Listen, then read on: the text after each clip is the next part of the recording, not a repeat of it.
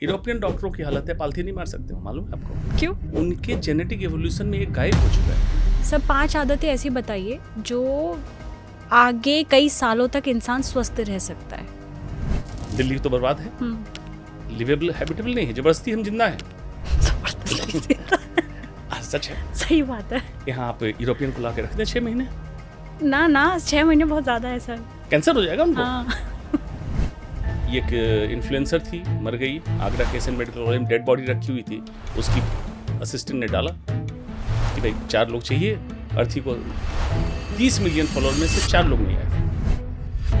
AI को आप रोक नहीं सकते हैं, एआई को आप टेक्नोलॉजी टूल मत समझें, it's a coming wave. World में सबसे पोटेंट पॉइजन कहाँ है?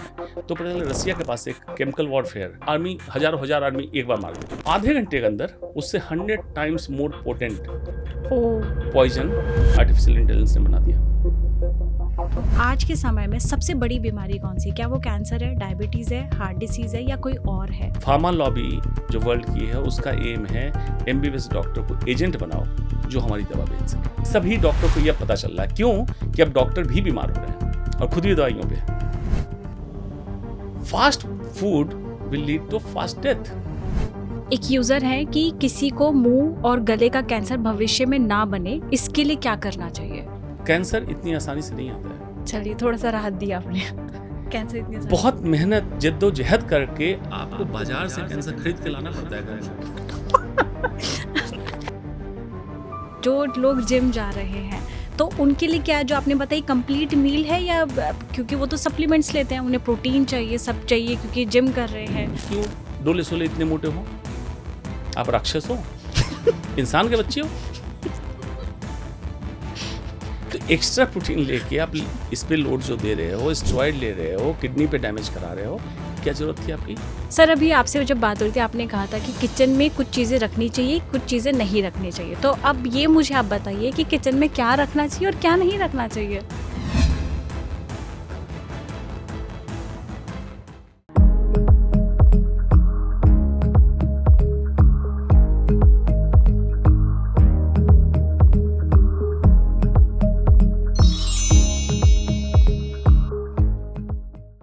प्रणाम भारत पॉडकास्ट विद आंचल के एक और दिलचस्प और शानदार एपिसोड में आप सभी दर्शकों का बहुत बहुत स्वागत है और मैं हूं आपके साथ आंचल वर्मा।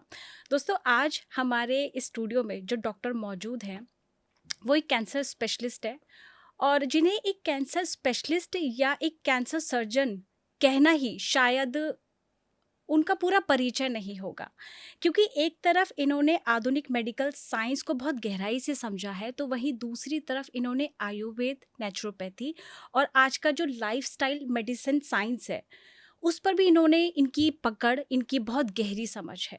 आज इस पॉडकास्ट में हम लोग allopathy, medical science, Ayurveda, naturopathy, lifestyle, यहाँ तक कि हम लोग आज पूरे उन हैबिट्स, उन आदतों पर भी बात करेंगे जो कहीं ना कहीं आपको बीमार कर रही है। आज हम लोग कई उन गलतियों पे बात करेंगे जिसे आप हर बार नज़रअंदाज कर रहे हैं और बाद में वो एक बहुत बड़ी बीमारी का रूप ले रही है। और मुझे ऐसा लगता है आयुर्वेद, नेचुरोपैथी बात करें, होम्योपैथी की बात करें और एलोपैथी की बात करें, इसका पूरा इंटीग्रेटेड मेडिसिन के बारे में जो हमारे गेस्ट हैं वो उस पर खुलकर बात करते हैं। और मुझे ऐसा लगता है कि आज का ये पॉडकास्ट बहुत मज़ेदार और बहुत इंटरेस्टिंग होने वाला है, क्योंकि बहुत सारे लोगों के ऐसे सवाल होते हैं कि मैम हम 20 साल से दवाइयाँ ले रहे हैं एलोपैथी, लेकिन दवाइयाँ बढ़ रही है लेकिन बीमारी वहीं की वहीं है, और अब तो दवाइयों ने भी काम करना बंद कर दिया है। कई आदतों पे और कई गलतियों पर भी बात करेंगे। इसके साथ ही हमारे किचन में कुछ ऐसी चीज़ें रखी होती हैं, आप में से बहुत सारे लोग जानते भी हैं कि वो चीज़ें आपके स्वास्थ्य को बहुत बेहतर बना सकती है। उन पर भी बात करेंगे कि आपको कहीं और जाने की ज़रूरत नहीं है, घर में भी आप बैठे बिठाए कैसे स्वस्थ हो सकते हैं। तो ये तमाम सवाल आज हम लोग यहाँ डिस्कस करेंगे, और मैं वेलकम करना चाहूँगी हमारे आज के डॉक्टर का, डॉक्टर अंशुमन कुमार। सर आपका बहुत बहुत स्वागत है। धन्यवाद। कैसे हैं आप? मैं बिल्कुल ठीक हूँ। सर पिछला पॉडकास्ट बहुत लोगों ने पसंद किया और हमने कैंसर पर बात की थी उस पर, और बहुत सारे लोगों ने अपने सवाल भी भेजे हैं, और मैं आज उन सवालों पर भी हम लोग बात करेंगे, डिस्कस करेंगे, ताकि उन लोगों के भी सवालों के जवाब मिल जाए। और मैं अपनी ऑडियंस से कहना चाहूँगी कि अभी आप पॉडकास्ट देख रहे हैं तो अगर मन में कोई भी सवाल आ रहा है तो अभी के अभी कमेंट सेक्शन में रखिए, क्योंकि नेक्स्ट पॉडकास्ट जब सर के साथ हम करेंगे डेफिनेटली हम लोग उन सभी सवालों को लेने की कोशिश करेंगे। तो सर सबसे पहला सवाल आपसे है, आज हम लोग पालती मार के बैठे हैं जैसे हम लोग मैं यही कहने वाला था कि मैं दर्शकों का शुक्रगुजार हूं, उन्होंने पॉडकास्ट पसंद किया और आपने अलाउ कर दिया। मैंने कहा कि भाई ओटी से थक के आया हूँ, हाँ क्या पालथी वालथी मारने की व्यवस्था है? आपने कहा बिल्कुल व्यवस्था है। मेरा बहुत बार मन होता है सर कि मैं पालती मार के बैठूं, लेकिन क्या है ना, सोफे कभी कभी अलाउ नहीं करते, कभी गेस्ट कंफर्टेबल हो या ना हो, पता चला मैं बैठ जाऊं पालती मार के। तो चलिए शुरुआत यहीं से करते हैं, हाँ। क्योंकि आपने बात कही थी लाइफस्टाइल की। हम्म फॉरेन जब जाता हूँ तो हम्म मेरी आदत है कि काम वाम करके हम्म मैं चाहता हूँ कि थोड़ा सा योग कर लो मेरे साथ, प्राणायाम कर लो। जो मेरे साथ के डॉक्टर होते हैं जो हिंदुस्तान मुल्क के नहीं हैं, बाहरी मुल्क के, यूरोपियन खास करके, यूरोपियन डॉक्टरों की हालत है पालथी नहीं मार सकते हो। मालूम है आपको क्यों? उनके जेनेटिक एवोल्यूशन में एक गायब हो चुका है। तभी उन्होंने कोमोड टॉयलेट का जो इस्तेमाल किया, कुर्सी हाँ जैसे टॉयलेट हाँ का, हाँ इसीलिए कि न पालथी मार सकते हैं न स्क्वाटिंग कर सकते हैं। और जब उनको मैं कह देता हूँ कि ज़मीन पे बैठ के मैं खाना खाऊंगा, हाँ तो उनके लिए एक बड़ा कष्ट का हो जाता है कि जो चीफ गेस्ट हो ज़मीन पे बैठना चाह रहा है, हम लोग कुर्सी पे कैसे बैठे? स्क्वैट मतलब जिसको कहते हैं उकड़ू होके हाँ बैठना, उकड़ू होके नहीं बैठ सकते हैं, जो हमारे यहाँ एक आसन है, और पालथी मार के नहीं बैठ सकते हैं। अगर उनको पद्मासन की बात कह दी जाए कि हाँ जरा क्रॉस लेग जिसको कहते हैं, ऐसे हाँ बैठ जाओ, तब उनकी तो हालत खराब हो जाती है। और वो तो वैसे ही पालती मार के ही नहीं अब बैठ बताइए पाते। कितना बड़ा लाइफस्टाइल इशू है हाँ कि टेंसर फेसियल आटा, लैटरल मसल होती है हमारी, नी सप्लाई, क्वाड्रिसेप्स मसल, और ये तो उनका खराब हो चुका है। तभी तो नी रिप्लेसमेंट यूरोप से ज़्यादा चालू हुआ, फिर इंडिया में भी आ चुका। हाँ इंडियंस को बता दिया कोमोड पे बैठो नहीं तो घुटना घिस जाएगा। घुटना कब घिसा? हमारे दादाजी का घुटना क्यों नहीं बदला गया? राइट। अब बदला गया। हाँ भाई मसल्स, बोन, जॉइंट्स जितना इस्तेमाल करेंगे, नॉर्मल इस्तेमाल नहीं होना चाहिए, जितना बढ़िया इस्तेमाल करेंगे, जितनी स्ट्रेचिंग होगी, आप उतने यंग रहेंगे। हाँ ये चीज़ भारतीय मूल की चीज़ को हम लोगों ने बेवजह फिरंग बनने के चक्कर में खो दिया। इसलिए आपने अलाउ किया। मैं तो आपके पॉडकास्ट, आपके दर्शकों का धन्यवाद देता हूँ कि मैंने अलाउ कर दिया कि अभी बैठ सकते हैं आप। मेरा भी खुद का बहुत मन करता है। इनफैक्ट कभी बाहर रेस्टोरेंट में बैठते हैं ना या खाना खाने बैठते हैं, तो जो चावल होते हैं ना वो भी मैं हाथ से खाना पसंद हाँ करती हूँ बिल्कुल प्लेट में। बिल्कुल। ये देख करके कि भाई कौन क्या देख रहा, नहीं, मुझे मेरा खाने का स्वाद चाहिए, वो हाथों से आता गुजरात है। में एक रेस्टोरेंट है, हाँ रजवाड़ू। रज मतलब धूल, वाड़ू मीन्स जगह। हाँ वहाँ पे ज़मीन पे बैठ के खाना खिलाते हैं, और आपको सर्व किया वैसे ही जैसे पुराने ज़माने में हमारे सर्व करते थे लोग। हम्म उसकी ब्यूटी यही, मिट्टी पे चटाई लगा के और आपके सामने खाना परोसा जाएगा। हम्म आज ये कल्चर खत्म हुआ। मैं तो रिक्वेस्ट करूंगा, जो 5 स्टार के बियॉन्ड रेस्टोरेंट अपने को मानता है, वो ज़मीन पे बैठ के खाना खिलाना चालू करें और हाथ से खाना अलाउ कर दे। हम्म अगर गमछा लगा के भी कोई जा रहा है तो उसको भी जाने दे। तुम्हें तो पैसे से मतलब है, पैसे लो। एक्चुअल रिचनेस वही है, बैक टू बेसिक्स। हाँ बैक टू बेसिक्स। ये जो हवाबाजी चल रही है, ये आपको बीमार कर रही है और आपको पता भी नहीं है। सिर्फ टेलीविजन के ऐड को देख के आप अपना निर्धारण ना करें, अपना आंकड़ा उससे तय ना करें। आप देखें आपकी जेनेटिक मेमोरी क्या है, आपके पूर्वज क्या थे, तभी वो स्वस्थ थे। हम्म साइंस ने जो डेवलपमेंट किया, हमारे पूर्वज मरते थे कैसे? इन्फेक्शन से, हैजा, कॉलरा की बीमारी हुई, पूरा पूरा गांव चला गया। इसमें उनका कंट्रोल नहीं था, तो उसको साइंस ने दिया, मॉडर्न मेडिसिन ने दिया, हमने एक्सेप्ट कर लिया, तो इससे आप बच गए। और साथ में जो पूर्वजों की अच्छी चीज़ थे कि नॉन कम्युनिकेबल डिजीज, मतलब heart attack, hypertension, diabetes, cancer, इससे मरते ही नहीं थे। जो इन्फेक्शन वाली बीमारी से क्रॉस कर गए पूर्वज, 100 साल से ऊपर। आज जापान में मॉडर्न मेडिसिन अच्छा खासा डेवलप है, टेक्नोलॉजी डेवलप है। ओकिनावा में blue zones of the world जो डिसाइड 6 हुए, उसमें टॉप पे ओकिनावा एक गांव है जापान में, जहाँ 136 साल के लोग हैं बिना चश्मे के। फाइन ब्रश, जो लड़कियां ब्यूटी प्रोडक्ट लगाने का काम करती, ब्रश हाथ से बनाती हैं लेडीज, बिना चश्मे के। सुई में धागा हाथ से, मतलब बिना चश्मे के हाथ से डाल लेती है। इकिगाई जो उनका कॉन्सेप्ट रहता है। इसीलिए उन चीज़ों को एंसेस्टर जो चला के आ रहे हैं उसको कर रहे हैं। इटली में एक जगह है इसी तरह 6 जोन जो डिवाइड के, सबसे देखा गया कि कॉमन क्या है, सबसे कॉमन देखा गया जो उनके जेनेटिक मेमोरी में है उसको फॉलो कर रहे हैं। जैसे जापान वेजिटेरियन फूड खाएगा, कभी फिश खा लेगा, सिट्रस फ्रूट ज़्यादा खाएगा, नींबू संतरा जो उनके यहाँ होता है नॉर्मली ज़्यादा खाएंगे, जो उनका ही। साथ में सोशलाइजेशन देखा गया 6 जोन में सबसे कॉमन फैक्टर क्या है लॉन्ग लिविंग का, तो सब सोशल हैं, मिलते हैं, बात करते हैं। यहाँ तो आज ये है 87 नंबर वाले 88 नंबर वाले को नहीं जानते हैं, अपार्टमेंट में रहने वाले। इवन 87 नंबर वाले घर में रूम 1 वाले रूम 2 वाले को नहीं जानते हैं वो कहाँ है कि नहीं। हाँ, ट्रू। तो ये क्या हुआ, ये loneliness leading to death. Premature death, जो सुनते हैं कि हार्ट अटैक आ गया, पूरे टाइम आपका जो माइंड सेट है रिएक्टिव ऑक्सीजन स्पीसीज बॉडी में जनरेट कर chronic inflammation leading to obesity, cortisol, heart attack. तो उसको दोबारा करें। अपनी जेनेटिक मेमोरी क्या थी? बाय चॉइस इंडियंस हम एक उसको कहते थे जॉइंट फैमिली वाले राइट। लोग थे, हाँ। न्यूक्लियर फैमिली वाले नहीं थे।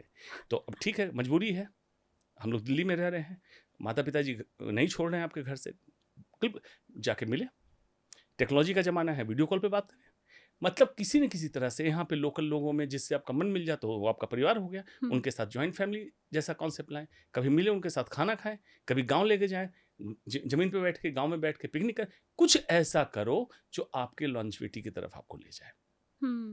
तो ये बदलाव आया कहाँ पर है? मतलब अर्बनाइजेशन, अनप्लान्ड अर्बनाइजेशन, हाँ। कैपिटलिज्म और जो फोर्स्ड कंज्यूमर साइकोलॉजी को चेंज किया गया। अनप्लान्ड अर्बनाइजेशन का मतलब क्या हुआ कि आपने बिल्डिंग बना ली, आप फॉलो करते हैं या तो यूरोप को या अमेरिकन को, उनके यहाँ कार्बन फुटप्रिंट कितना जनरेट कर रहे हैं। फॉर एग्जांपल नोएडा को लिया, इतनी बिल्डिंग आपने बनाई, उसका कार्बन फुटप्रिंट एक कैलकुलेशन मेथड है कि 4 लोग रह रहे हैं कि एक घर में कितने घर हैं, उससे कितना एमिशन होगा CO2 का, कितना वेस्ट प्रोडक्ट जनरेट होगा, कचरा कितना होगा, सबको कैलकुलेट करके वो कितना वाटर कंज्यूम करेंगे, इसको न्यूट्रलाइज कर लें, कितने ग्रीन ट्री हमें चाहिए, जलाशय कितना चाहिए, एक कैलकुलेशन मेथड है। ठीक है। पहले उसको देखते हैं। साउथ ईस्ट एशिया में भूटान एक ऐसा कंट्री है जो निगेटिव कार्बन फुटप्रिंट जनरेट करता है, मतलब जितना ऑक्सीजन वो जनरेट करता है उससे कम वो कंज्यूम करता है, अकेला कंट्री। उसके जो किंग एक डॉक्टर हैं, प्राइम मिनिस्टर एक डॉक्टर हैं, यूरोलॉजिस्ट हैं, उनसे बातचीत में उन्होंने क्या बताया कि हमारे किंग ने ये कहा है 33% में जितना डेवलपमेंट करना है, जो लैंड हमारे पास है उसके 33% हिस्से में, मतलब 1/3 हिस्से में जो डेवलपमेंट करना है करो, 66% नेचुरल रिसोर्स को प्रिजर्व करना है। हाँ, और हमारे यहाँ उल्टा होता है। हमारे यहाँ अभी अडानी जी अंबानी जी का फतवा आ जाए तो बिल्डिंग क्या जंगल क्या कुछ भी काट दिया जाएगा। हाँ। ये डेवलपमेंट नहीं है, इसको अनप्लान्ड अर्बनाइजेशन कहते हैं, जो हमारे ह्यूमन सिविलाइजेशन को डिस्टर्ब कर दे, फॉरेस्ट इकोसिस्टम को डिस्टर्ब कर दे, नेचुरल इकोसिस्टम, क्षितिज जल पावक गगन समीरा, 5 जो तत्व हैं, जब 5 तत्व बैलेंस में हो तभी इकोसिस्टम अच्छा है और तब आप बीमार नहीं होंगे। 5 तत्व में एक भी तत्व डिस्टर्ब हुआ, लाइफ नहीं है। फॉर एग्जाम्पल नॉर्थ पोल लें, साउथ पोल लें, वहाँ अल्टीमेटली जाके लाइफ नहीं होती। एक चीज एब्सेंट क्या हो जाए, सनलाइट एब्सेंट हो जाए, ऑक्सीजन एब्सेंट हो जाए, कुछ भी एक चीज़ एब्सेंट हो जाए। अर्थ का मतलब है कि जहाँ अर्थ में कोई खाने की चीज़ ना उपज पाए, लाइफ खत्म। ये इकोसिस्टम डिस्टर्ब होना मेट्रो सिटी का चालू हो गया। दिल्ली तो बर्बाद है, लिवेबल हैबिटेबल नहीं है, जबरदस्ती हम जिंदा हैं। सच है, सही बात है। यहाँ आप यूरोपियन को ला के रख दें 6 महीने, ना 6 महीने बहुत ज़्यादा है सर, कैंसर हो जाएगा उनको। हाँ। ये तो हम लोग हैं एक ऐसे ही रेजिस्टेंट जीन के लोग हैं, हाँ। जो जीवित चल रहे हैं यहाँ पे। और लेकिन आने वाली जनरेशन तो वो भी नहीं ले पाएगी, हम लोग तो चलो फिर भी बिल्कुल ले पाएगी। हाँ, आने वाली जनरेशन जो है, जैसे processed and ultra processed food आया, तो आने वाली जनरेशन अगर नहीं सुधरी तो processed and ultra processed generation हो जाएगा। उसको जब मतलब फैक्ट्री मेड फूड जो होता है उसको processed and ultra processed food कहते हैं। प्रोसेस्ड, पास्ता, ब्रेड, पिज्जा जो आप खाते हैं, नेचुरल फूड नहीं है, वो ह्यूमन लाइफ के लिए सुटेबल नहीं है। नेक्स्ट जनरेशन एक्चुअली यही है, सब कुछ digital, nothing real, virtual world, काल्पनिक दुनिया में जी रहे हैं, थॉट्स भी काल्पनिक हैं। 30 मिलियन फॉलोअर इंस्टाग्राम पे हैं। ये एक इन्फ्लुएंसर थी, मर गई, आगरा के एसएन मेडिकल कॉलेज में डेड बॉडी रखी हुई थी, उसकी असिस्टेंट ने डाला कि भाई 4 लोग चाहिए, अर्थी को 30 मिलियन फॉलोअर में से 4 लोग नहीं आए। रियलिटी में आओ ना यार, इंसान हो, रोबो थोड़ी हो। आर्टिफिशियल इंटेलिजेंस रोबो का काम है, तुम्हारा नहीं काम है। तुम्हारा काम है natural intelligence. Natural intelligence artificial intelligence में मेजर डिफरेंस क्या है? आर्टिफिशियल लीनियर एल्गोरिथम में काम करता है। इसे कहते हैं घोड़े को लगा दो तो सीधा भागेगा। ह्यूमन ब्रेन कैसे काम करता है? मल्टीफेसेटेड। शेरो शायरी लिखना, चांद को देखा, महबूबा को याद कर लिया, मेटाफोरिकल। एआई ऐसे काम नहीं करता है। करेक्ट। आज इंसान एआई की तरह काम करना चाह रहा है, और करते करते ये होगा एआई सुपर इंटेलिजेंट हो जाएगा और इंसान उसका गुलाम हो जाएगा। हो भी रहा है। सिर्फ एक चंक ऑफ पीपल बचेगा, सुपर इंटेलिजेंट लोग, जो नेचुरल इंटेलिजेंस को बचा कर रखेगा, वो रूल करेगा। एआई को। ये बहुत जल्दी होगा, देख लीजिएगा हम्म, कि इंटेलिजेंस एक्सप्लोजन एआई का अल्टीमेट एम है और होगा। और वो कौन लोग होंगे? नेचुरल बात है, जो नेचुरल इंटेलिजेंस को प्रिजर्व करके रखेगा, हम्म, मतलब जो टेक्नोलॉजी का गुलाम नहीं होगा, टेक्नोलॉजी को गुलाम बना के रखेगा, वो उसको रूल करेगा और कर भी रहे हैं। कितने लोग हैं आप एआई में कहने को स्टार्टअप जितना बना दें, कितने लोग हैं जो रियल एआई की समझ रख रहे हैं? बहुत कम लोग हैं हम्म, कि एआई काम कैसे करता है, डीप लर्निंग क्या है, मशीन लर्निंग क्या है, किस तरह से एआई को हम अपने फायदे के लिए इस्तेमाल कर सकते हैं, ना कि उसका गुलाम हो जाए। आज एक एक चीज़ में एआई आपको रीड कर रहा है, मतलब स्क्रॉल कर रहे हैं, क्या देख रहे हैं, उससे किस मार्केट का प्रोडक्ट आपको दिखाया जाए, क्या वोटिंग के लिए इन्फ्लुएंस आपको किया जाए, और ये अक्रॉस द ग्लोब है। ये नहीं कह सकते हैं भारत में, अमेरिकन भी सेम। आपको याद होगा फेसबुक का जो जुकरबर्ग को बुला के कितना स्क्रॉल किया गया था, इसीलिए कि तुमने इन्फ्लुएंस किया वोटर को। इस चीज़ से आपको समझना होगा। एक बात अच्छी होगी कि एआई के आने से जो भारत का सबसे बड़ा कैंसर है भारतीय सिस्टम का, आरक्षण, रिजर्वेशन, वो खत्म हो जाएगा। मतलब खत्म मतलब डिफंक्ट हो जाएगा। आर्टिफिशियल इंटेलिजेंस को कोई लेना नहीं कि तुम आरक्षित हो अनारक्षित हो, उसको कोई लेना नहीं।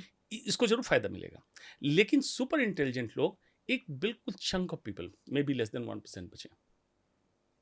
इसलिए मैं चाहता हूं भारत में अद्भुत विधा है, मेधा है, और उस प्रतिभा को बचाओ और नेचुरल इंटेलिजेंस को जीवित रखो।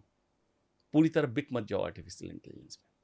तो ये कैसे कर सकते हैं? मतलब ये तो हाँ। अभी 2 ग्रुप चल रहा है वर्ल्ड वाइड। एक है एआई प्रोन ग्रुप और है anti AI group. Artificial intelligence prone group जैसे सुलेमान मुस्तफ़ा है, डीप माइंड उसने बनाया, बेच दिया, उसने बड़ी अच्छी किताब लिखी द कमिंग वेव। दूसरा ग्रुप है मान लीजिए इवल नोवा हरारी का, वो ह्यूमनिस्टिक ग्रुप है जो कहता है एआई पे वैसे ही रेगुलेशन आना चाहिए जैसे यूएन ने रेगुलेशन न्यूक्लियर वेपन पे लगाया था, न्यूक्लियर बॉम्ब पे, एटम बॉम्ब पे। एआई एग्जैक्टली वही होगा। लेकिन कोई भी ग्रुप ऐसा नहीं है जो सेंट्रल ग्रुप है। एआई को आप रोक नहीं सकते हैं, एआई को आप टेक्नोलॉजी टूल मत समझें, इट्स ए कमिंग वेव। ये इतनी बड़ी चीज है कि आप इसको इम्पॉसिबल है रोकना। और हर क्षेत्र में, whether it's medical, technology, defence, आप इमेजिन नहीं कर सकते जिस क्षेत्र में घुसेगा, आपके एक एक जगह घुस चुका है ये, up to DNA, human DNA तक पहुंच चुका है एआई। सारा डाटा इसके पास है। दूसरा है कि बिल्कुल एआई पे बैन लगा दो, नहीं, ये भी पॉसिबल नहीं पॉसिबल है। आपको सेंट्रल अप्रोच लेना पड़ेगा कि एआई को कैसे ह्यूमन बेटरमेंट के लिए हम इस्तेमाल कर ले। जैसे अनगिनत बीमारियां जिसकी समझ, जिसकी पकड़ या डायग्नोसिस में डिले हो रहा है, एआई हमें मदद करेगा, कर रहा है। ट्रीटमेंट में एआई मदद करेगा। Decentralisation of medical services, wellness longevity program, जैसे दिल्ली में बैठ के आप चाहें किसी डॉक्टर को मिल सकते हैं। लेकिन जो दूर दराज इंडिया में है, जिनके पास अफोर्डेबिलिटी नहीं है, government hub and spoke pattern से एआई को डिस्ट्रीब्यूट कर दे। कोई दूर दराज बैठा व्यक्ति दिल्ली में बैठे डॉक्टर से रियल टाइम में क्वांटम कंप्यूटर के थ्रू ओपिनियन ले सकता है, अपना ट्रीटमेंट करा सकता है, तो फायदा होगा। तो ये डिसेंट्रलाइजेशन मतलब सर्विसेज को आप पूरी तरह स्प्रेड कर सकते हैं पूरे कंट्री में इक्वल। ये तो फायदा है। नुकसान जो है उस पर काबू करना है।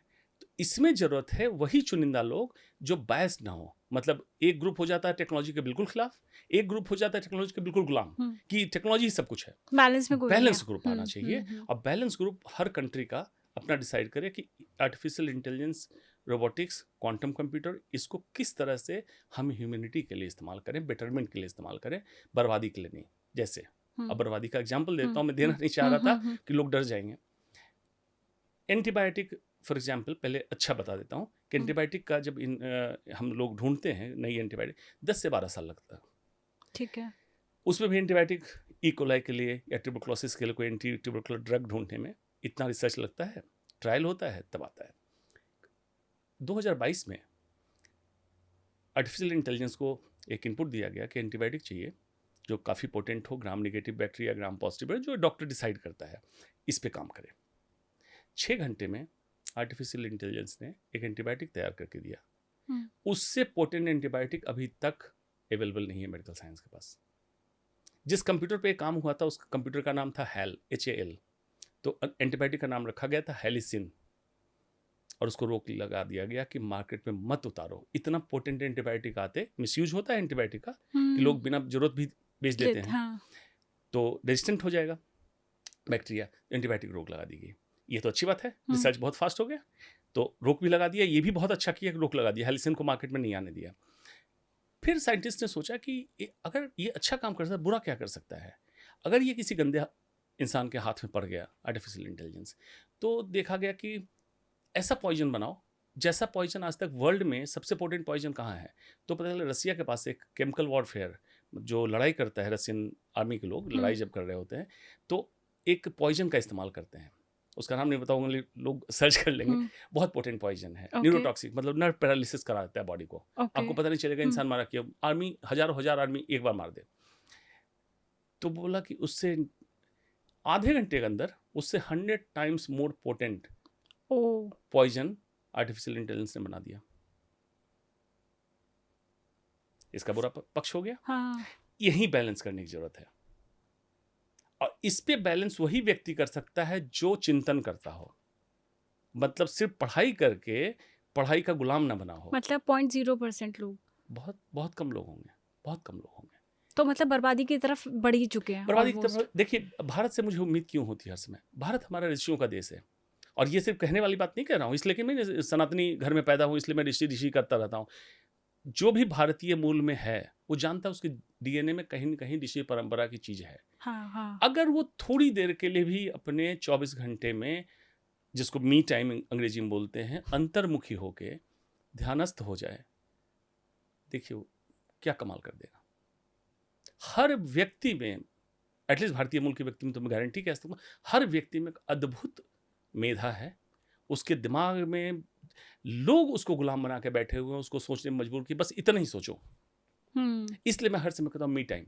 जो लोग कहते हैं 4 घंटे सो, 18 घंटे काम करो, मैं कहता हूँ बिल्कुल गलत है। 8 घंटे सो, 1 घंटे लेजर टाइम अपने लिए निकालो और उसमें चिंतन में जाओ।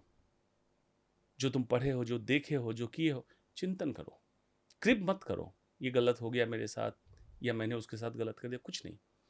वही पीरियड है जिसमें ट्रांसडेंट आध्यात्म में कहा जाता है थॉट्स उतरते हैं। कहाँ से उतरते हैं? वो हैं, मौजूद हैं थॉट्स। आपने भी देख रखा है लेकिन आप उसमें रीड नहीं कर पाए होंगे। जब आप शून्य के भाव में आते हैं, जिसको मैं कहता हूँ कैवल्य। 3 स्थिति होती है इंसान की। मेजॉरिटी ऑफ इंसान आज अकेलापन में है, लोनलीनेस। भीड़ में है लेकिन उसके लिए कोई नहीं। सोशल मीडिया पे है लेकिन उसके लिए कोई नहीं है, अकेलापन। दूसरी स्थिति होती है एकाकीपन।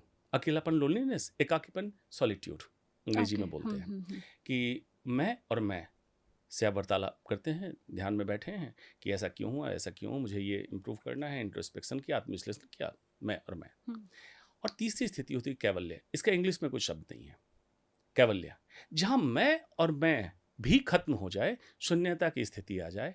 मतलब आपका जार खाली हो गया तभी तो नई चीज उतरेगी, उसी समय ट्रांसडेंट होगा।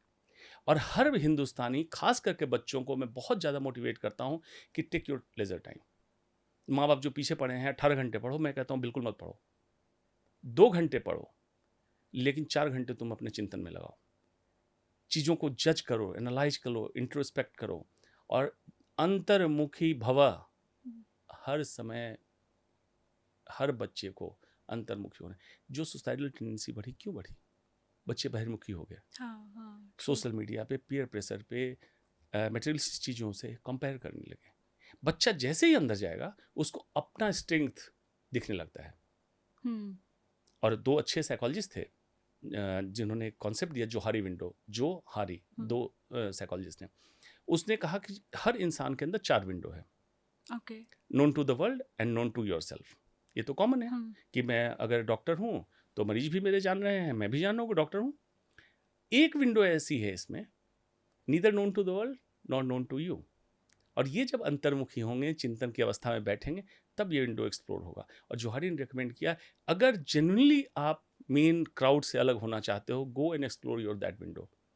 और अल्टीमेटली फिरंग भी बाद में हमारे सभ्यता पे आते हैं। मेडिटेशन, कि मेडिटेट करो, ध्यान में जाओ, ध्यानस्थ होते तुम्हें ये विंडो ओपन हो जाएगी तुम्हारी, और तुम अपने हिडन पोटेंशियल को एक्सप्लोर कर पाओगे।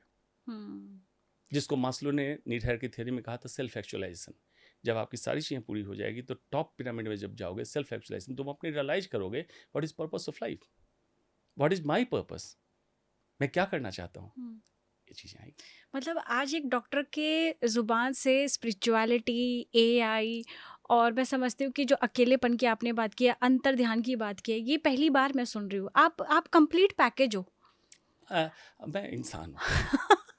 जो आप कहते हैं ना मैं डॉक्टर हूँ, मैं इंजीनियर हूँ, तो शायद वो ट्यूबलर विज़न में आ गए। एक चीज़ बन गए, बाकी चीज़ छोड़ दिए। मैं इंसान रह गया।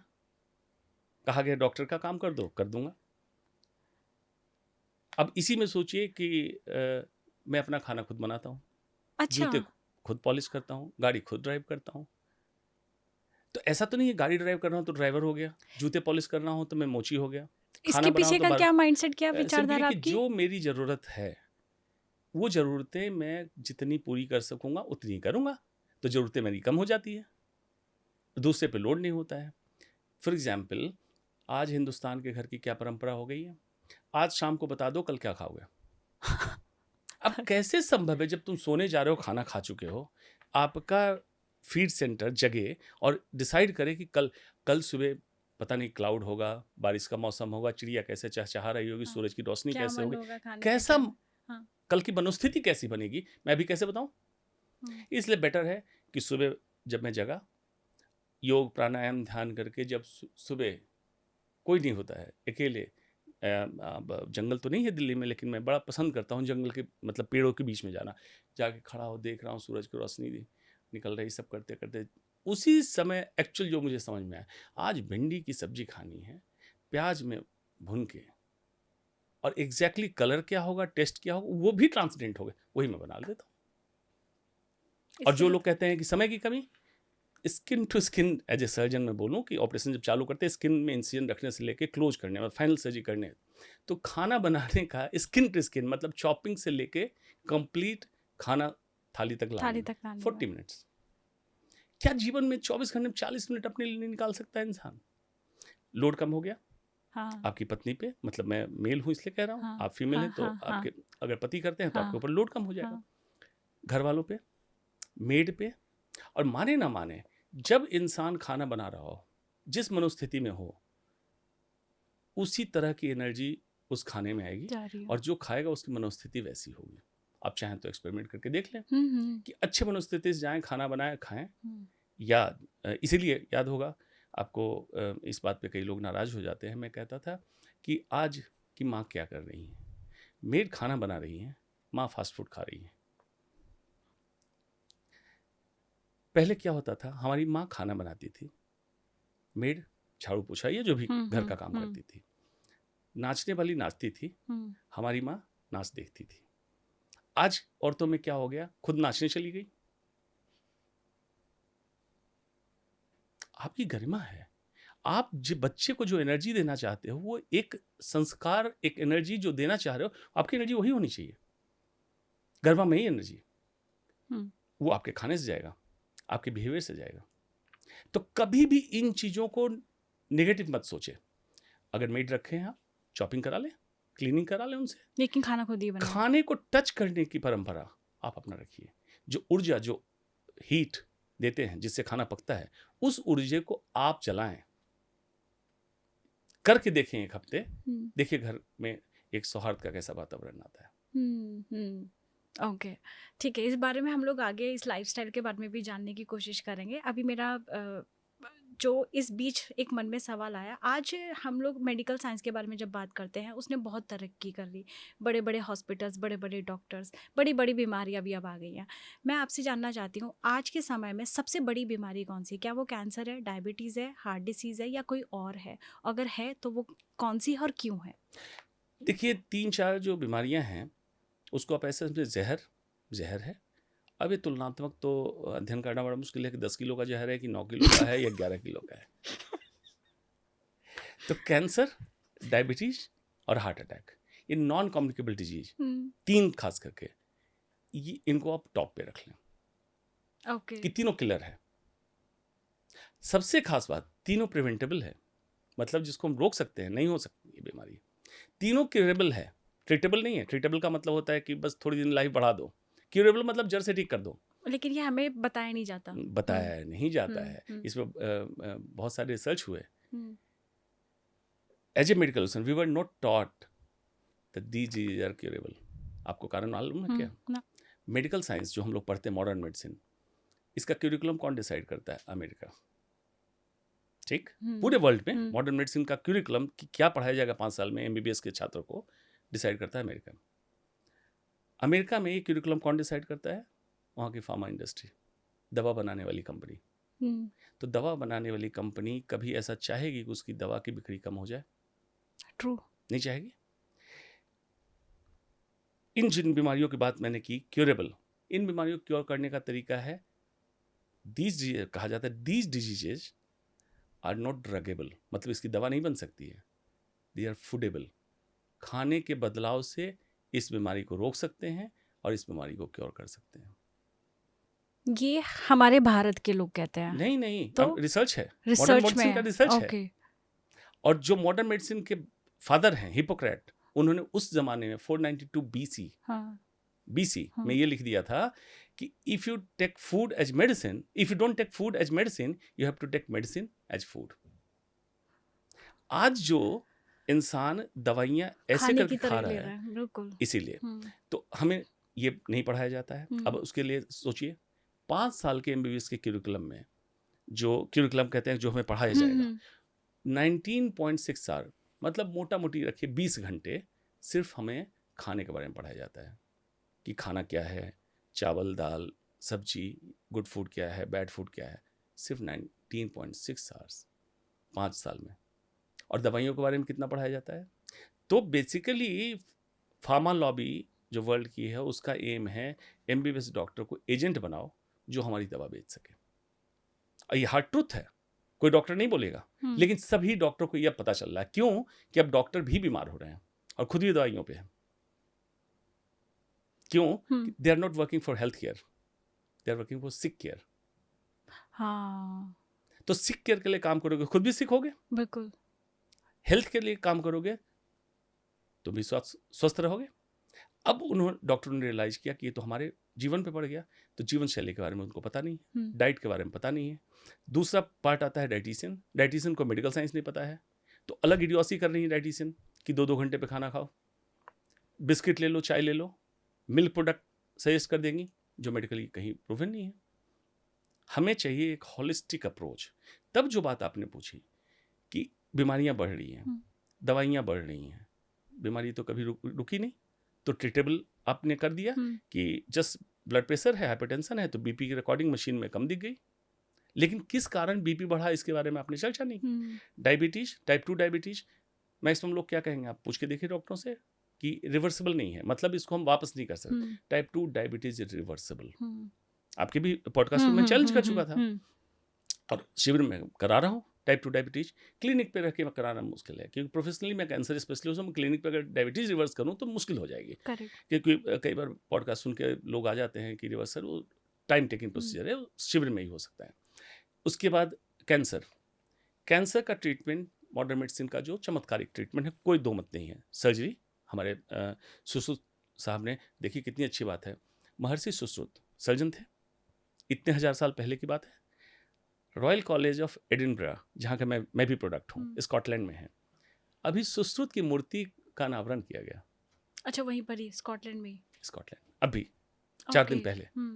मतलब विदेशी हमारे ऋषि जो सर्जन थे उनको रिकॉग्नाइज कर रहा है। और भारत में लोग कितने लोग जाते हैं, सुश्रुत हमारे सर्जन थे। उस जमाने में 139 सर्जिकल इंस्ट्रूमेंट का उन्होंने वर्णन किया हुआ, सुश्रुत संहिता में लिखा हुआ है। उसमें भी महर्षि सुश्रुत ने कैंसर को अर्बुद कहा था और इसका ट्रीटमेंट सर्जरी बताया है। ओके, तभी तो सर्जरी जो मॉडर्न मेडिसिन में हम लोग कैंसर की सर्जरी कर रहे हैं, सच में चमत्कार ही है कि अगर प्रॉपर सर्जरी हो गई क्यूरेबल कैंसर की, कैंसर क्योर हो जाता है। इसके अलावा कुछ दवाइयां हैं हमारी, chemotherapy, immunotherapy, target therapy, radiotherapy, लेकिन इसका बैलेंस अप्रोच इस्तेमाल किया। अब जो मैं समझाना चाह रहा था, ये सारा इस्तेमाल आपने किया, कैंसर को जैसे धुआं है, धुएं पे आपने पानी डाल दिया तो कैंसर शांत हो गया, लेकिन आग जलती रह गई। मतलब कैंसर बना क्यों, उस पर मॉडर्न मेडिसिन ने काम नहीं किया, तो कैंसर रिलैप्स हुआ, मतलब दोबारा बना।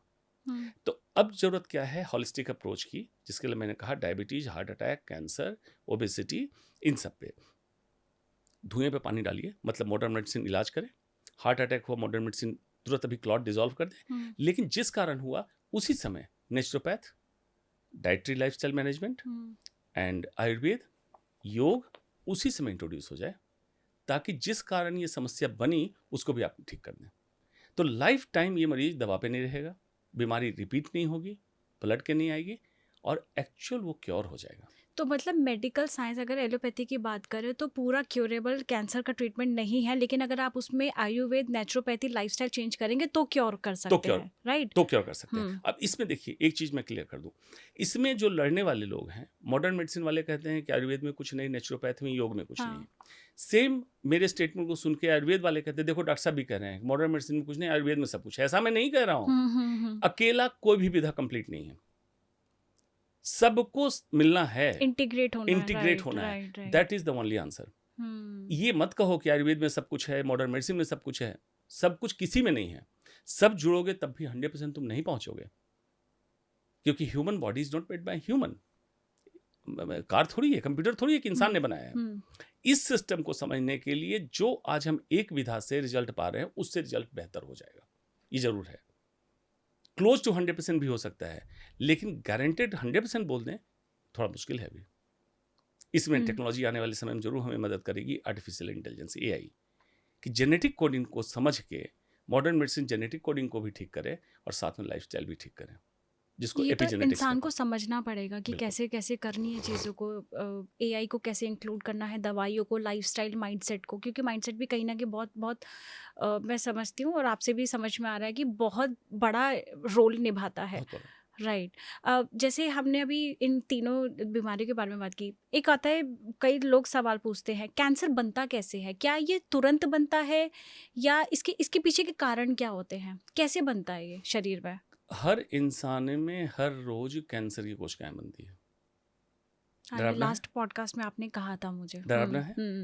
देखिए कितनी इंपॉर्टेंट मशीनरी है हमारी, कि कैंसर बना, कैंसर का सेल बना, और defence system, policing system body के अंदर पेट्रोलिंग कर रही है। P53, macrophage, mast cell, NK cell, natural killer cell, पकड़ा उसको, करेक्ट करने की कोशिश की, जैसे अपराधी पकड़ा गया, उसको सजा दी, ठीक हो जाओ, नहीं ठीक हो, वहीं पे किल कर दिया, मार दिया उस कैंसर सेल को। जिस दिन ये प्रोसेस ज्यादा हावी हो जाए या हमारा डिफेंस सिस्टम मतलब इम्यून सिस्टम कमजोर हो जाए, ये कैंसर बढ़ जाएगा, एक रूप लेगा। लेकिन एक दिन में नहीं, 1 सेंटीमीटर ट्यूमर बनने में कितने कोशिकाएं लगेगी मालूम? 10 to power 9 सेल्स मिलेंगे तब 1 सेंटीमीटर का ट्यूमर बनता है। ओ, तो फिर तो काफी सालों का प्रोसेस होता होगा। मतलब कई महीनों, नहीं तो सालों। महीनों। अब ये अच्छा, ये प्रोसेस ऐसा नहीं कि ट्यूमर बनने भी लगा तो भी बॉडी डिफेंस सिस्टम उसको किल कर रहा कर है, ही रही होगी। दोनों फाइट चल रही है, लड़ाई चलते है। प्रॉब्लम कहाँ आती है? बॉडी गिव्स सिग्नल, हर समय हर इंसान की बॉडी उसको सिग्नल देती है कुछ गड़बड़ चल रहा है, वी इग्नोर इट, नेग्लेक्ट करते हैं, इसी में बीमारियां छुप जाती हैं। तो अब आपने सोचा बनता क्यों है, कैंसर है क्या, ये समझ लीजिए, आपको समझ में आया क्यों बनेगा। Abnormal purposeless growth of our own body cells with a potential to migrate from one organ to another is cancer। मतलब इसको ऐसे समझें, शरीर की अपनी कोशिकाओं का असामान्य बेतरतीब वृद्धि होना और एक अंग से दूसरे अंग में जाने की क्षमता हो जाना ही कैंसर है। प्रताड़ना बाहर से आई लेकिन कोशिकाएं हमारी रही। इसको और साधारण, दिल्ली में मान लीजिए 3 करोड़ लोग हैं, सब लोग मिलजुल के रह रहे हैं, लॉ एंड ऑर्डर मान रहे हैं, normal human body, 30 trillion cells हमारी बॉडी में है। अब इसमें कुछ लोग प्रताड़ित होते होते होते होते वेब नॉर्मल हुए, उन्होंने अपने को तैयार किया और टेररिस्ट बन गए, आतंकवादी बन गए, अपने लोगों को मारने लगे, एक स्टेट से दूसरे स्टेट, एक कंट्री से दूसरे कंट्री जाने लगे। यही कैंसर है। लेकिन बने क्यों? प्रताड़ना, persistent torture of human body. अब वो टॉर्चर कैसे हो सकता है? स्मोकिंग, अल्कोहल सभी लोग जानते हैं, पोल्यूशन, फूड एडल्ट्रेशन, या कोई आपकी ऐसी habit, lack of sleep, for example छोटी चीज है, लैक ऑफ स्लीप, होगी, नींद की कमी, राइट, एंजाइटी, स्ट्रेस, ये बार बार सेल को डैमेज कर रहा है, बॉडी सिस्टम उसको रिकवर कर रही है, फिर डैमेज रिकवर कर, बाद में बॉडी सिस्टम गिव अप कर देती है कि ये this has become a natural habit. अब वो प्रताड़ित कोशिकाएं एबनॉर्मल होती है, मल्टीप्लाई करने लगती है, नॉर्मल कोशिकाओं को मारने लगती है, ट्यूमर का रूप लेती है, फिर एक अंग से दूसरे अंग जाने लगती है, ये कैंसर है। आपको समझने की क्या जरूरत है कि प्रताड़ना ऐसी ना करो। कभी कभी जैसे इसको सुन के ये ना समझे मैं कह रहा हूँ कि जंगल चले जाओ, प्रताड़ना होगी, लेकिन ऑफ एंड ऑन, जिसको कहते हैं आमतौर पे चीटिंग, ऑफ एंड ऑन चलता है, बॉडी रिकवर कर लेती है।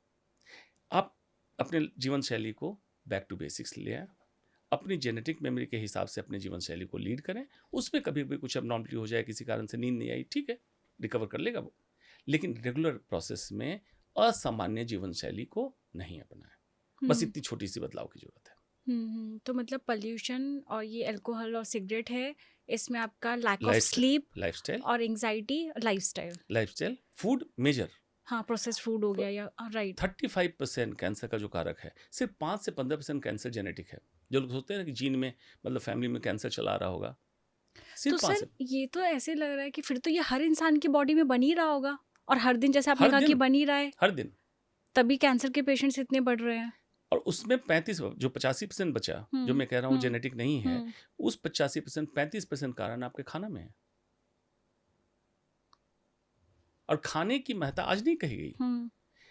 भगवत गीता में 17वें अध्याय 9वें श्लोक में लिखा, कट्टो अम्ल लवण तीक्ष्ण तीक्ष्ण लोक्षण विदाहिनी आहार रास इष्टा दुख शोकमया प्रदा। बहुत कड़वा, बहुत अम्ल, लवण, छाड़ खाना खाने से आपको दुख और शोक की प्राप्ति हुई। चाणक्य ने कहा, भोजन भोज्यम शक्ति स रति शक्ति वीरांगना विभो दान शक्ति स न अल्पस्य तप सफलम। किसी को अच्छा भोजन मिल जाए, उसको पचाने की शक्ति मिल जाए, अपनी स्त्री को खुश रखने की शक्ति हो जाए, और दान देने की क्षमता हो, ये किसी छोटी तपस्या का फल नहीं है। लेकिन आज हम भोजन को ऐसे इग्नोर कर रहे हैं कि फास्ट फूड, ऐसी क्या लाइफ तुम्हारी फास्ट होगी भैया? फास्ट फूड, तसल्ली करके खाना खाओ, वो खाना खाओ जो तुम्हारे शरीर के लिए उपयुक्त है, जिसमें तुम्हें रुचि मिलती हो। उसमें क्या फास्ट है? Fast food will lead to fast death. लोग समझ नहीं रहे हैं, तो थोड़े थोड़े बदलाव की जरूरत है। आपके पॉडकास्ट आज सुन रहे हैं, इसको करें, और उसके बाद जीवन भी उनका ये हो जाएगा। हमारे इसमें कहा गया, जैसा अन्न वैसा मन, तो लोग तो समझते हैं कि ये तो मुहावरा है। गट में, हमारे इंटेस्टिन में 30 to 70 ट्रिलियन, मतलब जितने हमारे बॉडी में सेल्स नहीं, उससे ज़्यादा बैक्टीरिया है। और उसको हम कहते हैं सेकंड माइंड। इस माइंड को सब जानते, सेकंड माइंड क्यों कहते हैं? गट फीलिंग हो रही है। What is meaning of gut feeling? Gut is leading to your mental health.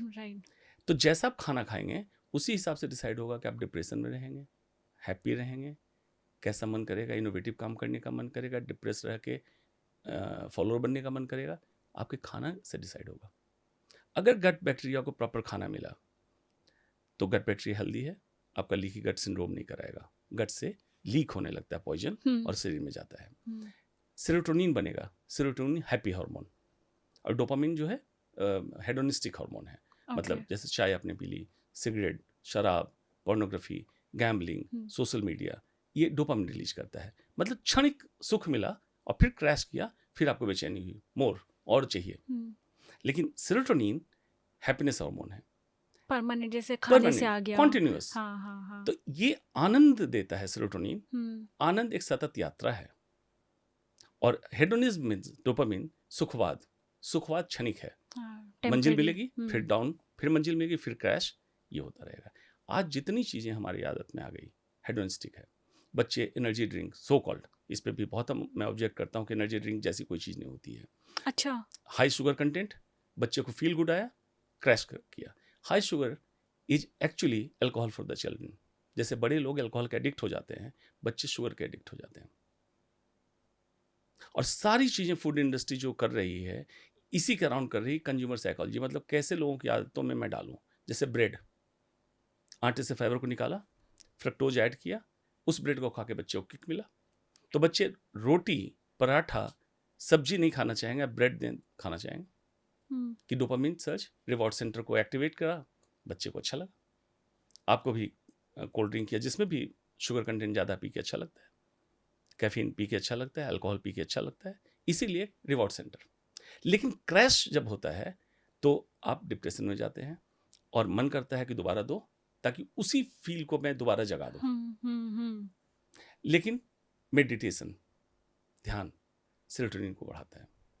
Gut bacteria को अच्छा खाना मिलेगा, सेरोटोनिन को बढ़ाएगा, ये आपको आनंद रखेगा। आनंद में कोई पूछे कि क्यों आनंदित हैं, तो आपके पास जवाब नहीं होगा। हम्म। लेकिन मूवी देख के, पॉपकॉर्न खा के, कोल्ड ड्रिंक पी के आप निकलेंगे, पूछेगा क्या अच्छा लगा, तो मूवी अच्छी, पॉपकॉर्न अच्छा, कोल्ड ड्रिंक अच्छा, घर पहुंचे, क्रैश किया, शुगर डाउन हुआ, फिर सब कुछ बेकार है। फिर आप मोबाइल पे लगे, अगेन डोपामिन रिलीज कराया, फ्रिज गए, मीठा निकाल के खाया, डोपामिन रिलीज कराया, आप कॉन्टिन्यूस क्रेव करते तो रहेंगे, ये कहीं जाके रुकेगा या नहीं नहीं रुकेगा? रुकेगा। मिनिमम डोपामिन सर्ज हमें चाहिए, क्योंकि जिंदा रहने की ललक है, कोई एम चाहिए, इसको पाके अच्छा लगेगा। लेकिन अगर उसके साथ साथ आपने सेरोटोनिन को रिलीज करना सीख लिया, जैसे मेडिटेशन करके या अच्छा खाना खा के अच्छी तो वाइब्रेशंस फिर के आपको साथ बहुत ज़्यादा भौतिकवादी चीज़ों की जरूरत नहीं नहीं होगी पड़ेगी। इसको जीवन को चलाने के लिए। आपको एक सतत यात्रा में आनंद आता रहेगा, आप चाहेंगे ये बस यात्रा होती रहे, चलती रहे, ये खत्म ना हो, मतलब आपको मंजिल की तलाश नहीं रहेगी। Okay, okay.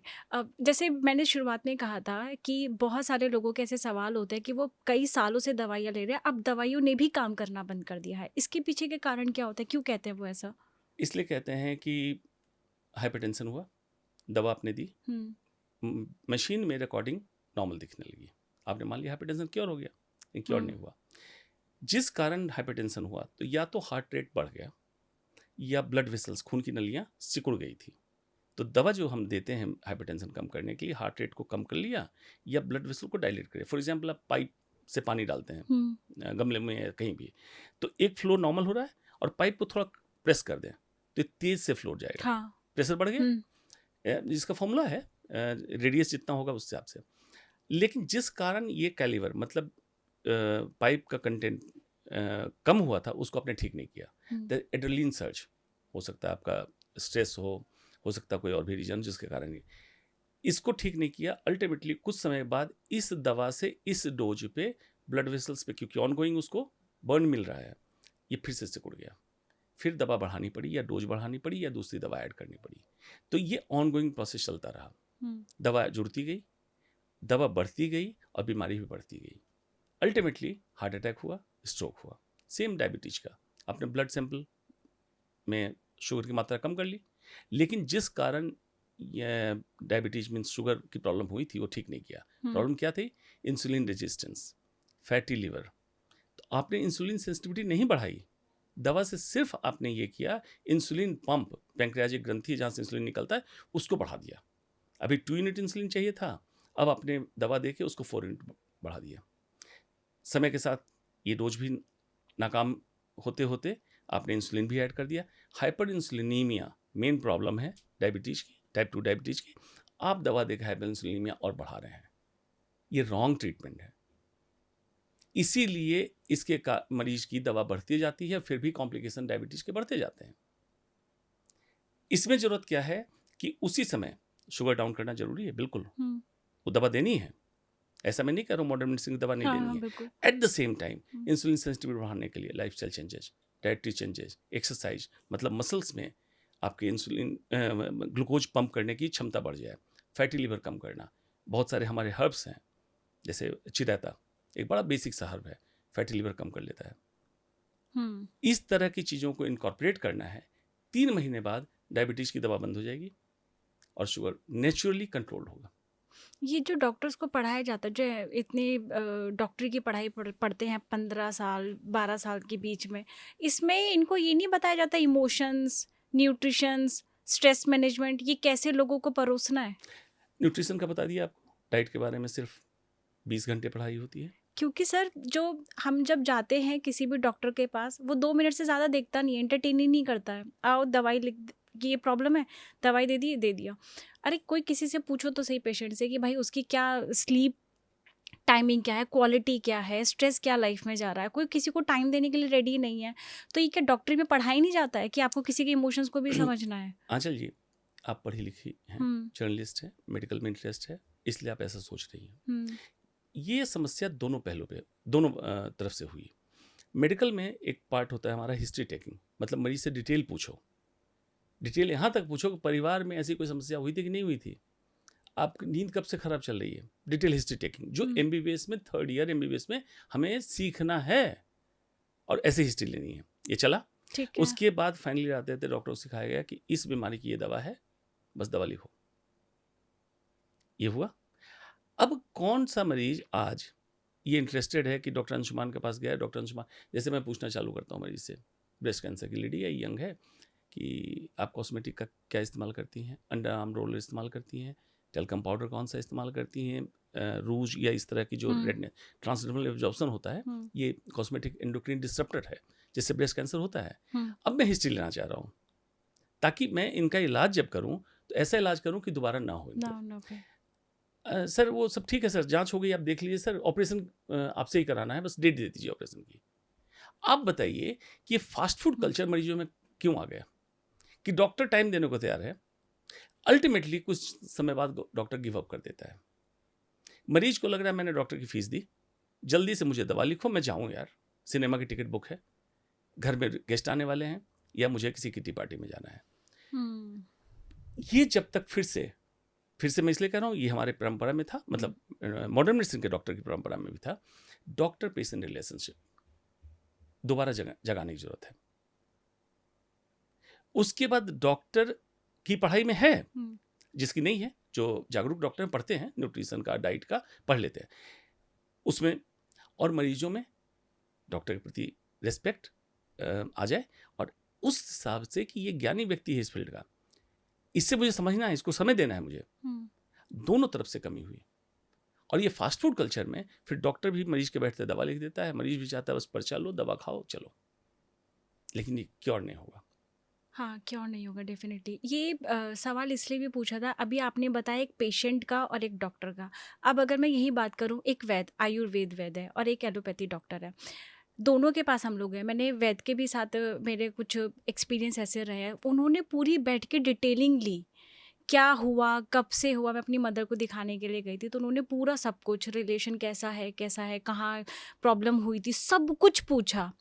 और वहीं आज हम जब एलोपैथी की बात करते हैं, अब उनसे ही ले रहे हैं दवाइयाँ, तो वो कुछ नहीं पूछे, 2 मिनट में लिख के दे दिया उन्होंने कि आपका ये है। तो भाई ये कहते हैं, ये दोनों माइंड है, तो दोनों डॉक्टर हैं, क्या माइंडसेट में फ़र्क है दोनों के? थोड़ा फर्क भी है, मैं इसको अच्छे से समझाता हूँ। जिस मैंने कहा मॉडर्न मेडिसिन हिस्ट्री टेकिंग कहते हैं, आयुर्वेद में उसको संप्राप्ति। मतलब मरीज का डिटेल, एक तरह से कुंडली है, पूरी डिटेल, प्रकृति, दोष, सब उसका मरीज का पता होना चाहिए। वात है, पित्त है, कफ है, वात पित्त है, सबका कॉम्बिनेशन लिखना है। एक बार आयुर्वेद के डॉक्टर पास आपकी हिस्ट्री आ गई, अगर दोबारा आप जाएंगे तो आपकी क्या समस्या हुई है 1 सेकंड में खुद ही बता देगा। हाँ, नर्व देख कर के बता देते, शक्ल देख के नाड़ी, बिल्कुल। मैं 3rd ईयर का विद्यार्थी था MBBS का, जिसमें बताया क्लिनिकल हिस्ट्री टेकिंग। तो हमें 5 वाइटल साइंस बताया गया, मतलब पल्स, ब्लड प्रेशर, इस तरह से चीज़ों को देखो जिससे हमें बीमारी का आइडिया लगेगा। मेरे दिमाग में क्यूरियस रहा, बच्चा था पहले से भी, तो मेरे दिमाग में ऐसे कैसे संभव, 5 साइन देख के पूरे बॉडी के बारे में कैसे जानकारी होगी। लेकिन हमारे मेडिकल साइंस में इससे ज़्यादा कहीं कुछ नहीं था। मैं छुट्टी पे घर गया होता, मेरा एक दोस्त है सुशील पाठक, उसके पिताजी आयुर्वेद के डॉक्टर थे, तो मुझे बहुत मानते थे, इसलिए कि उनके बेटे का और बाकी हमारे दोस्तों का सिलेक्शन नहीं हुआ था मेडिकल में, मेरा सिलेक्शन हो गया था। मैं उनसे मिलने गया, फिर मैं पूछा, चाचा 5 वाइटल साइंस से कैसे पता है, आयुर्वेद क्या कहता है? तो उन्होंने तभी मुझे कहा था, अलमीरा से किताब उठाओ। जो किताब में कह रहे थे उसको खोल के दिखाया, उसमें लिखा हुआ था कि चरक संहिता किताब थी, कि महर्षि चरक अपने आश्रम में बैठे हैं, उनके पास जब रोगी चल के आ रहा होता था, उनके पास पहुंचते 24 गुण वो लिख चुके होते थे, कि मरीज कैसे चल रहा है, वॉकिंग क्या है, झुका हुआ है तो उसके पेट में दर्द होगा, चेहरा कैसा दिख रहा है, चेहरे में स्किन का टेक्सचर कैसा है, हेयर्स कैसे, महर्षि चरक लिख। मैं तो दंग रह गया, इतनी पुरानी किताब में ये 24 गुण। वही समय था कि मेरा आयुर्वेद में इंटरेस्ट जग गया, कि मॉडर्न मेडिसिन का मैं हूँ, लेकिन ये तो किसी मरीज के हित की बात है, तो इससे भी तब मैंने पढ़ना चालू कर दिया। चरक संहिता पढ़ी, सुश्रुत संहिता पढ़ी, अष्टांग हृदयम पढ़ा, जितनी आयुर्वेद की जो ग्रंथ है जिसको कहिए, अद्भुत है। लेकिन प्रॉब्लम कहाँ आ गई, आज आयुर्वेद का प्रतिनिधित्व कौन कर रहा है? एक अनपढ़ व्यापारी, जो पढ़ा लिखा डॉक्टर नहीं है, आयुर्वेद का नहीं है। आयुर्वेद के डॉक्टर जो आ रहे हैं, जितने लोग आयुर्वेद में जा रहे हैं, they are not going by choice. वो भी MBBS डॉक्टर होना चाहते थे, कि MBBS ग्लैमर है, पैसा है, लेकिन नहीं मिला तो आयुर्वेद में चले गए। अब वो मन से नहीं चाह रहे हैं आयुर्वेद करना, सरकार भी निकम्मी है, ब्रिज कोर्स बना देती है कि आयुर्वेद की डिग्री करके तुम क्रोसिन लिखो, पैरासिटामोल लिखो, एंटीबायोटिक लिखो। हम मार रहे हैं उस विधा को। यही जरूरत है ब्रिज कोर्स का, मतलब कि आयुर्वेद की अच्छी चीज़ें, मॉडर्न मेडिसिन की अच्छी चीज़ें सबको मिलाओ और बेस्ट ऑफ एवरीथिंग निकालो। तब देखिए आपने जो बात पूछी, संप्राप्ति बनेगी। एक मरीज आएगा, उसको मॉडर्न मेडिसिन का डॉक्टर, आयुर्वेद का डॉक्टर सब बैठ के उसकी कुंडली तैयार कर देगा पहले विजिट में, सब कुछ लिखा होगा। उसके बाद जो दवा दी जाएगी मॉडर्न मेडिसिन की, आयुर्वेद की, नेचुरोपैथ से चेंजेस कराए जाएंगे, उसको योग सिखाया जाएगा। ये मरीज क्या लाइफ टाइम मरीज रहेगा? वापस नॉर्मल हो जाएगा। ये holistic health care, integrative health care actual need of the hour है, और भारत कर सकता है। भारत से मुझे क्यों उम्मीद है कि यहाँ 6 विधाएं हैं: Ayurveda, modern medicine, homeopath, naturopath, yoga, और कहीं की यूनानी, कहीं की सिद्धा। 6 विधाओं को मिला दो और तब शायद भारत विश्वगुरु बन जाए। अदरवाइज तो विश्वगुरु बनना मुश्किल है। और इसमें सबसे बेस्ट आप कौन सा मानते हैं? बेस्ट कुछ नहीं है, आपको बताया कि सबको मिला के ही बेस्ट निकलेगा। अभी कोई ये अगर मेरे पॉडकास्ट के इससे समझ ले कि आयुर्वेद बेस्ट है या नेचुरोपैथ बेस्ट है या मॉडर्न मेडिसिन बेस्ट है, बिल्कुल नहीं है। बेस्ट, जो बेस्ट ऑफ एवरीथिंग मिलेगा तभी निकलेगा। ओके सर, तो मैं अभी कुछ सवाल ऐसे ले लेती हूँ जो हमारे पिछले पॉडकास्ट में कुछ यूजर्स ने भेजे थे। एक यूजर है कि किसी को मुंह और गले का कैंसर भविष्य में ना बने, इसके लिए क्या करना चाहिए? मुंह और गले का कैंसर बनने के कारण मैं समझा देता हूँ। उस कारण को हटा दें लाइफ से। 5S, S for Singapore, 5S। First S is spirit, that is alcohol, any kind of alcohol. Second S is smoking, means any kind of tobacco product. Okay, smoking में जस्ट याद करने के लिए मैंने बोला, smoking, cigarette, bidi plus gutkha, khaini, this that, जितने tobacco product हैं। Third S is sexually transmitted infection, human papilloma virus, HPV 16-18, जो सर्वाइकल कैंसर के लिए जिसके लिए वैक्सीन आया। Third S। Fourth S is sharp teeth, मोटा मोटी मुंह के अंदर जो समस्या होती है, चरक संहिता में लिखा हुआ है, oral cavity means mouth is the window of the body. मतलब अगर इंसान के शरीर को चेक करना है तो मुंह से देख लो, खिड़की है, इसमें सारी चीज़ें दिखती हैं। तो ओरल हेल्थ लोगों को पता नहीं है। लोगों को क्या पता है, डेंटिस्ट के पास तब जाना है जब दांत हिलने लगे, टूट जाए या ब्लीडिंग हो जाए। 6 महीने पे हर व्यक्ति को अपना ओरल हेल्थ चेकअप कराना चाहिए। एक डेंटिस्ट से, जैसे फैमिली फिजिशियन होते हैं, टाई अप रखें और 6 महीने पे जाके उनसे चेक कराएं, क्लीनिंग कराएं। तो पुअर डेंटल हाइजीन और पुअर ओरल हाइजीन भी कैंसर का कारक है। And last is sanitation. Yes, sanitation मतलब ओबियसली हाइजीन। जब आप शार्प टीथ इन सब के लिए चेक कराएंगे तो पुअर ओरल हाइजीन, उसको क्लीन करेंगे। ये 5S कैंसर का कारण है। तो इसके लिए जरूरत क्या है? Good oral health. अब गुड ओरल हेल्थ में ब्रशिंग टेक्निक आ गई है, लेकिन स्टिल दंत धवन, जिसको आयुर्वेद में कहते हैं दतवन, नीम, बबूल, इस तरह के दतवन आज भी ओरल हेल्थ के लिए बेस्ट है। 2-3 रीजन, जब आप क्रश करते हैं तो इसकी एक्सरसाइज होती है, मसल्स की एक्सरसाइज होती है। जो नीम का जूस निकलता है वो आपके ओरल माइक्रोबैक्टीरिया को डिस्ट्रॉय करता है, ख़त्म करता है। फिर जब क्लीनिंग करते हैं तो बहुत ज़्यादा माइंडफुलनेस, सचेतन की अवस्था में करते हैं, जैसे काइंड ऑफ मेडिटेशन। ब्रश आप कैसे करते हैं? नल खोल दिया, पानी चल रहा है, यू आर नॉट मेडिटेटिंग। आपका डे स्टार्ट हो रहा है हरी रस। कहेंगे कि दिल्ली में रह कैसे मैं कैसे कर रहा हूँ 20-25 साल से। कैसे कर रहे हैं आप? मेरे तो कितने पॉडकास्ट के व्यूअर अपने गांव से दतवन लेके आ जाते हैं। अच्छा, तो ये, लेकिन ये हर किसी के लिए पॉसिबल नहीं हो पाता। हर किसी के लिए पॉसिबल है। नीम, बबूल हर जगह उपलब्ध है। आपकी सोसाइटी में नीम का पेड़ है, लोगों को पता ही नहीं है, हर जगह उपलब्ध है। करना चाहे क्या करें? रात में दतमन है, क्योंकि लकड़ी जैसी चीज़ है तो हो सकता है सूखने लगे। आप रात में उसको 1 गिलास पानी में डुबो के रख दें, सुबह उठे बिल्कुल मुलायम मिलेगा। तसल्ली से, जो जगह आपकी खाली है, बालकनी और इस तरह की जगह, वहाँ तसल्ली से बैठे, एक छोटा मिरर रखें, आराम से 10 से 15 मिनट दतवन करें और देखिए फ्रेशनेस लेवल आपका इंप्रूव होता है कि नहीं होता है। तो मतलब हम जो ये पेस्ट करते हैं हमें नहीं करना चाहिए? पेस्ट में सोडियम लॉरियल सल्फेट है जो कैंसर का कारक है। अच्छा, यही कैंसर का कारक कैंसर का कारक है। वही हम लोग डेली कर रहे हैं। SLS। और अनगिनत चीज़ें हैं जो हमारे गट बैक्टीरिया को डिस्ट्रॉय कर रही है। टूथपेस्ट में लोगों को पता भी नहीं है। प्लास्टिक बिस्फेनोल ए थैलेट्स रिलीज करता है जो ब्रश के ब्रिसल्स में प्लास्टिक है। आप दिन की शुरुआत उससे कर रहे हैं। नेचुरल प्राकृतिक तरीका आपको बताया। ओरल हेल्थ, शार्प टीथ, 6 महीने पे डेंटिस्ट से दोस्ती रखें, जाके अपना ओरल चेकअप कराएं। Obviously alcohol, spirit and tobacco बताई दिया, सबको पता है, नहीं लेना है। एंड सेक्सुअली ट्रांसमिटेड इन्फेक्शन 2004 में ये मैंने बात कही थी, तब इंडिया में कोई रिसर्च भी नहीं था कि अनप्रोटेक्टेड ओरल सेक्स में lead to oral cancer. HPV 16-18 के रिसर्च जो आया था सर्विकल कैंसर, उसके लिए मैंने बोला था।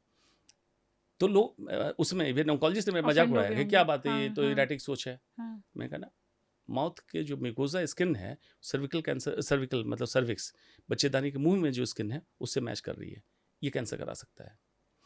बाद में टाइम्स ऑफ इंडिया में मेरा इंटरव्यू छपा 2 साल बाद, QICMR ने रिपोर्ट पब्लिश कर दी। और अब तो खैर वर्ल्ड वाइड एक्सेप्टेड है अनप्रोटेक्टेड ओरल सेक्स। उसमें जैसे मैं कहता हूं कि आप ब्रश करते जो भी करते हैं, शेयर ना करें। शेयर से मतलब ये भी नहीं है कि एक होल्डर में घर के फैमिली मेंबर सारे ब्रश रखें। उसमें अगर कोई HPV कैरी कर रहा है अपने ओरल कैविटी में, वो दूसरे के ब्रश में भी जाएगा, ट्रांसमिट हो जाएगा। कॉमन चीज़ें, टॉवल शेयर ना करें। टूथपेस्ट अगर करें तो मैं कहूँगा ना करें। तो इसलिए तो दंत धवन क्यों कह रहा हूँ कि आप हर दिन अपने ब्रश को फेंक दे रहे हैं। आपका ब्रश को इस्तेमाल नहीं कर सकता है, टूथपेस्ट की आपको ज़रूरत नहीं होती है, इसलिए बेटर पार्ट है। तो इससे बचने का, HPV से बचने का ये तरीका है।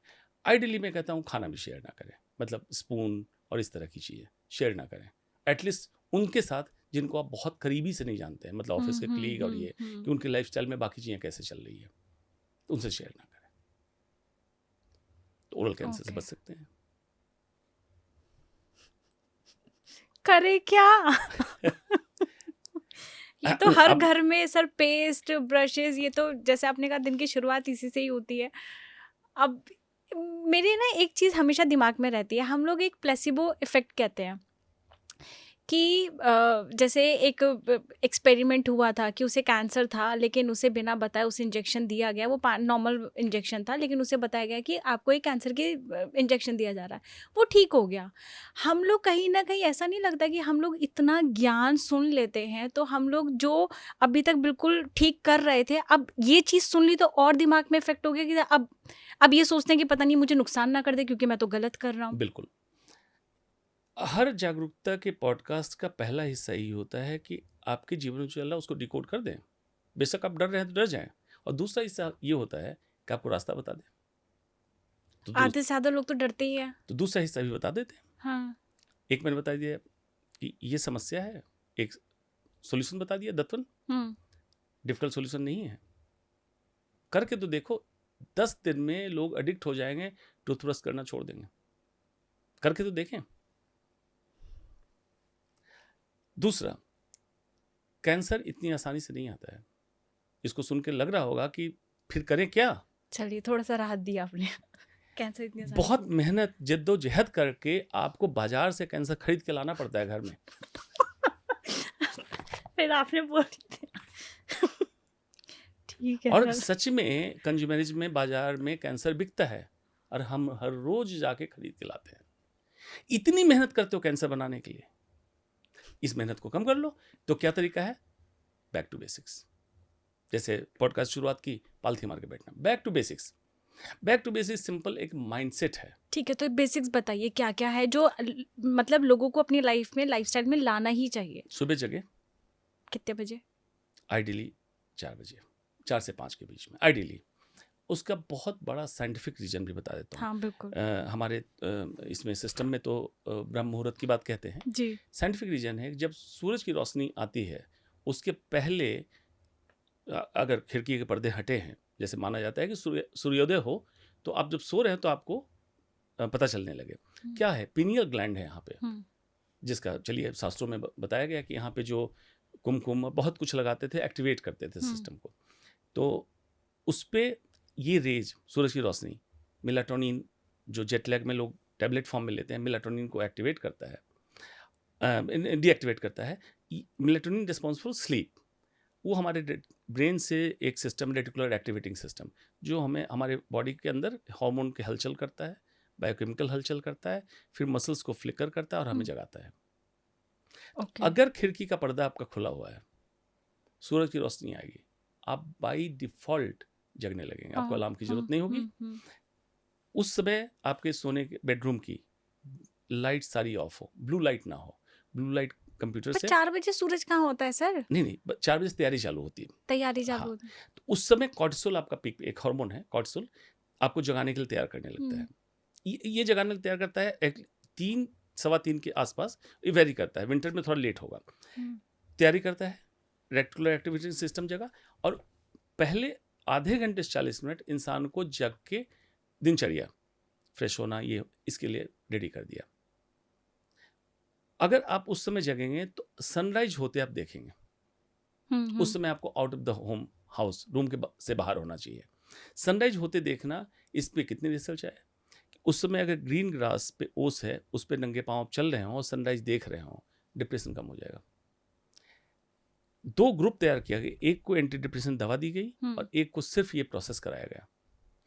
जिसमें ये प्रोसेस कराया गया विदाउट मेडिसिन, उसमें जो आपने कहा प्लेसिबो, टैबलेट फॉर्म में मल्टीविटामिन दिया, मतलब कुछ भी प्लेसिबो दिया जा रहा था, ये ग्रुप बेटर रिकवर किया। एक प्रोसेस हो गया, फिर भी लगता है कि 4 बजे थोड़ा अर्ली है, as close to sunrise as possible जग जाए। बहुत लेट सूरज निकलने तक सोने की जरूरत नहीं है। उसके बाद पहला काम आप क्या करें, दिनचर्या कोशिश करें इंडियन स्टाइल, अगर टॉयलेट में बैठें बेहतर होगा। अगर आदत हो गई कोई बात नहीं, लेकिन बाद में स्क्वैटिंग, पद्मासन, इस तरह से करके बॉडी को स्ट्रेच, लेग को कर लें।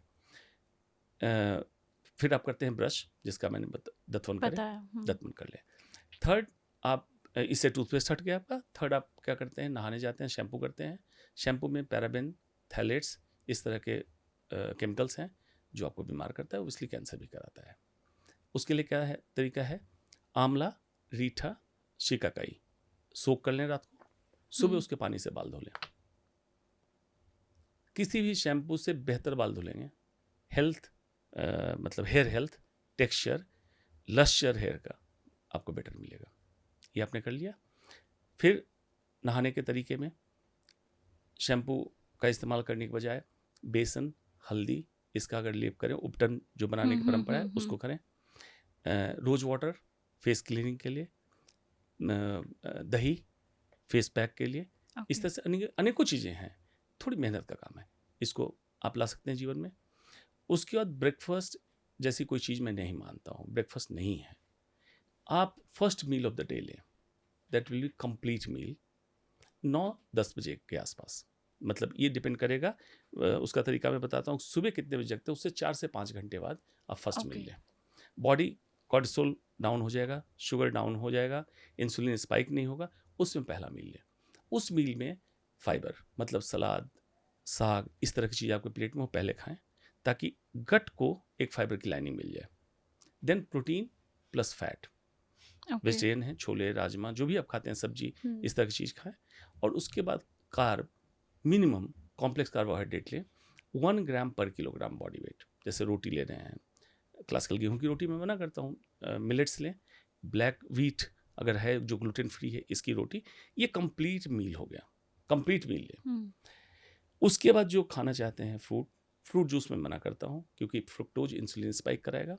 तो प्रॉपर फ्रूट, उसी खाने का लास्ट पोर्शन आप ले लें, कि जब लाइनिंग हो गई तो फ्रुक्टोज स्पाइक नहीं होगा, एब्जॉर्प्शन स्लो हो जाएगा बॉडी को। तो ये जो मील आप बता रही है, किसी पर्टिकुलर किसी उसके लिए भी है कि जैसे ये डायबिटिक पेशेंट? हर व्यक्ति को स्वस्थ रहने के लिए, हर व्यक्ति के लिए जनरिक है। स्टार्टिंग में जो डायबिटीज का रिवर्सल चल रहा होगा, थोड़ा सा मील का प्रोटोकॉल डिफरेंट होता है। बाद में फिर जब नॉर्मल हो जाए तो यही प्रोटोकॉल। अभी हम जनरिक का एक ले रहे हैं, ठीक है। ये हो गया। फिर आती है, दिल्ली में भागदौड़ की जिंदगी है, ट्रैफिक और स्ट्रेस। उसके लिए हर समय मार्जिन लेके चलें, rather देन कि ट्रैफिक में रश में जाएं। आपने अभी तक तो जीवन सही किया। इसको मैं जो फॉर्मूला देता हूँ, formula of God, GOD। Okay. भगवान वाला गॉड मैंने देखा नहीं, इसलिए मैं उसकी बात नहीं कर रहा हूँ। G for generator, O for operator, D for destroyer. First be Brahma of yourself in the morning. Brahma को माना जाता है, सृजन करते हैं। तो ब्रह्मा बन के अपने दिन की प्लानिंग कर ली, अब आप घर से निकल गए, now be operator Vishnu in the day time. Brahma बन के जो आपने सोचा उसको फॉलो करें। शेषनाग आएंगे, दोस्त फन मारेंगे, समुद्र की लहरें मिलेंगी, रोड पे ट्रैफिक होगा, ट्रैफिक में फंसेंगे, शांत भाव से जैसे विष्णु लहरों पे पड़े हुए हैं, शेषनाग, कोई चिंता नहीं है। जो ब्रह्मा बन के तय किया था उसको करते रहिए। टाइम पे ऑफिस पहुंचिए, टाइम पे अपना काम कीजिए। इनसिग्निफिकेंट लोग जो आपके यहाँ आके किसी और के लिए गॉसिप्स कर रहे हैं, चाणक्य ने कहा था जब कोई व्यक्ति किसी और की शिकायत लेके आए, 3 बातें सोचना। क्या ये मेरे लिए महत्वपूर्ण है? क्या वो व्यक्ति मेरे लिए महत्वपूर्ण है? क्या ये व्यक्ति जो उस शिकायत लेके आया है मेरी शिकायत लेके कहीं और भी जाएगा? उसका तुम उसकी बात नहीं सुनोगे, क्योंकि ऐसे व्यक्ति आपके जीवन में महत्वपूर्ण नहीं होते हैं। उनको अवॉइड करें विष्णु बन के। And in the evening be destroyer, संहारक, शिव का रूप ले। जो बाहर द्वेष क्लेश बना उसको बाहर ही खत्म करके घर एक इनोसेंट बच्चे की तरह फ्रेश माइंड से लौटे।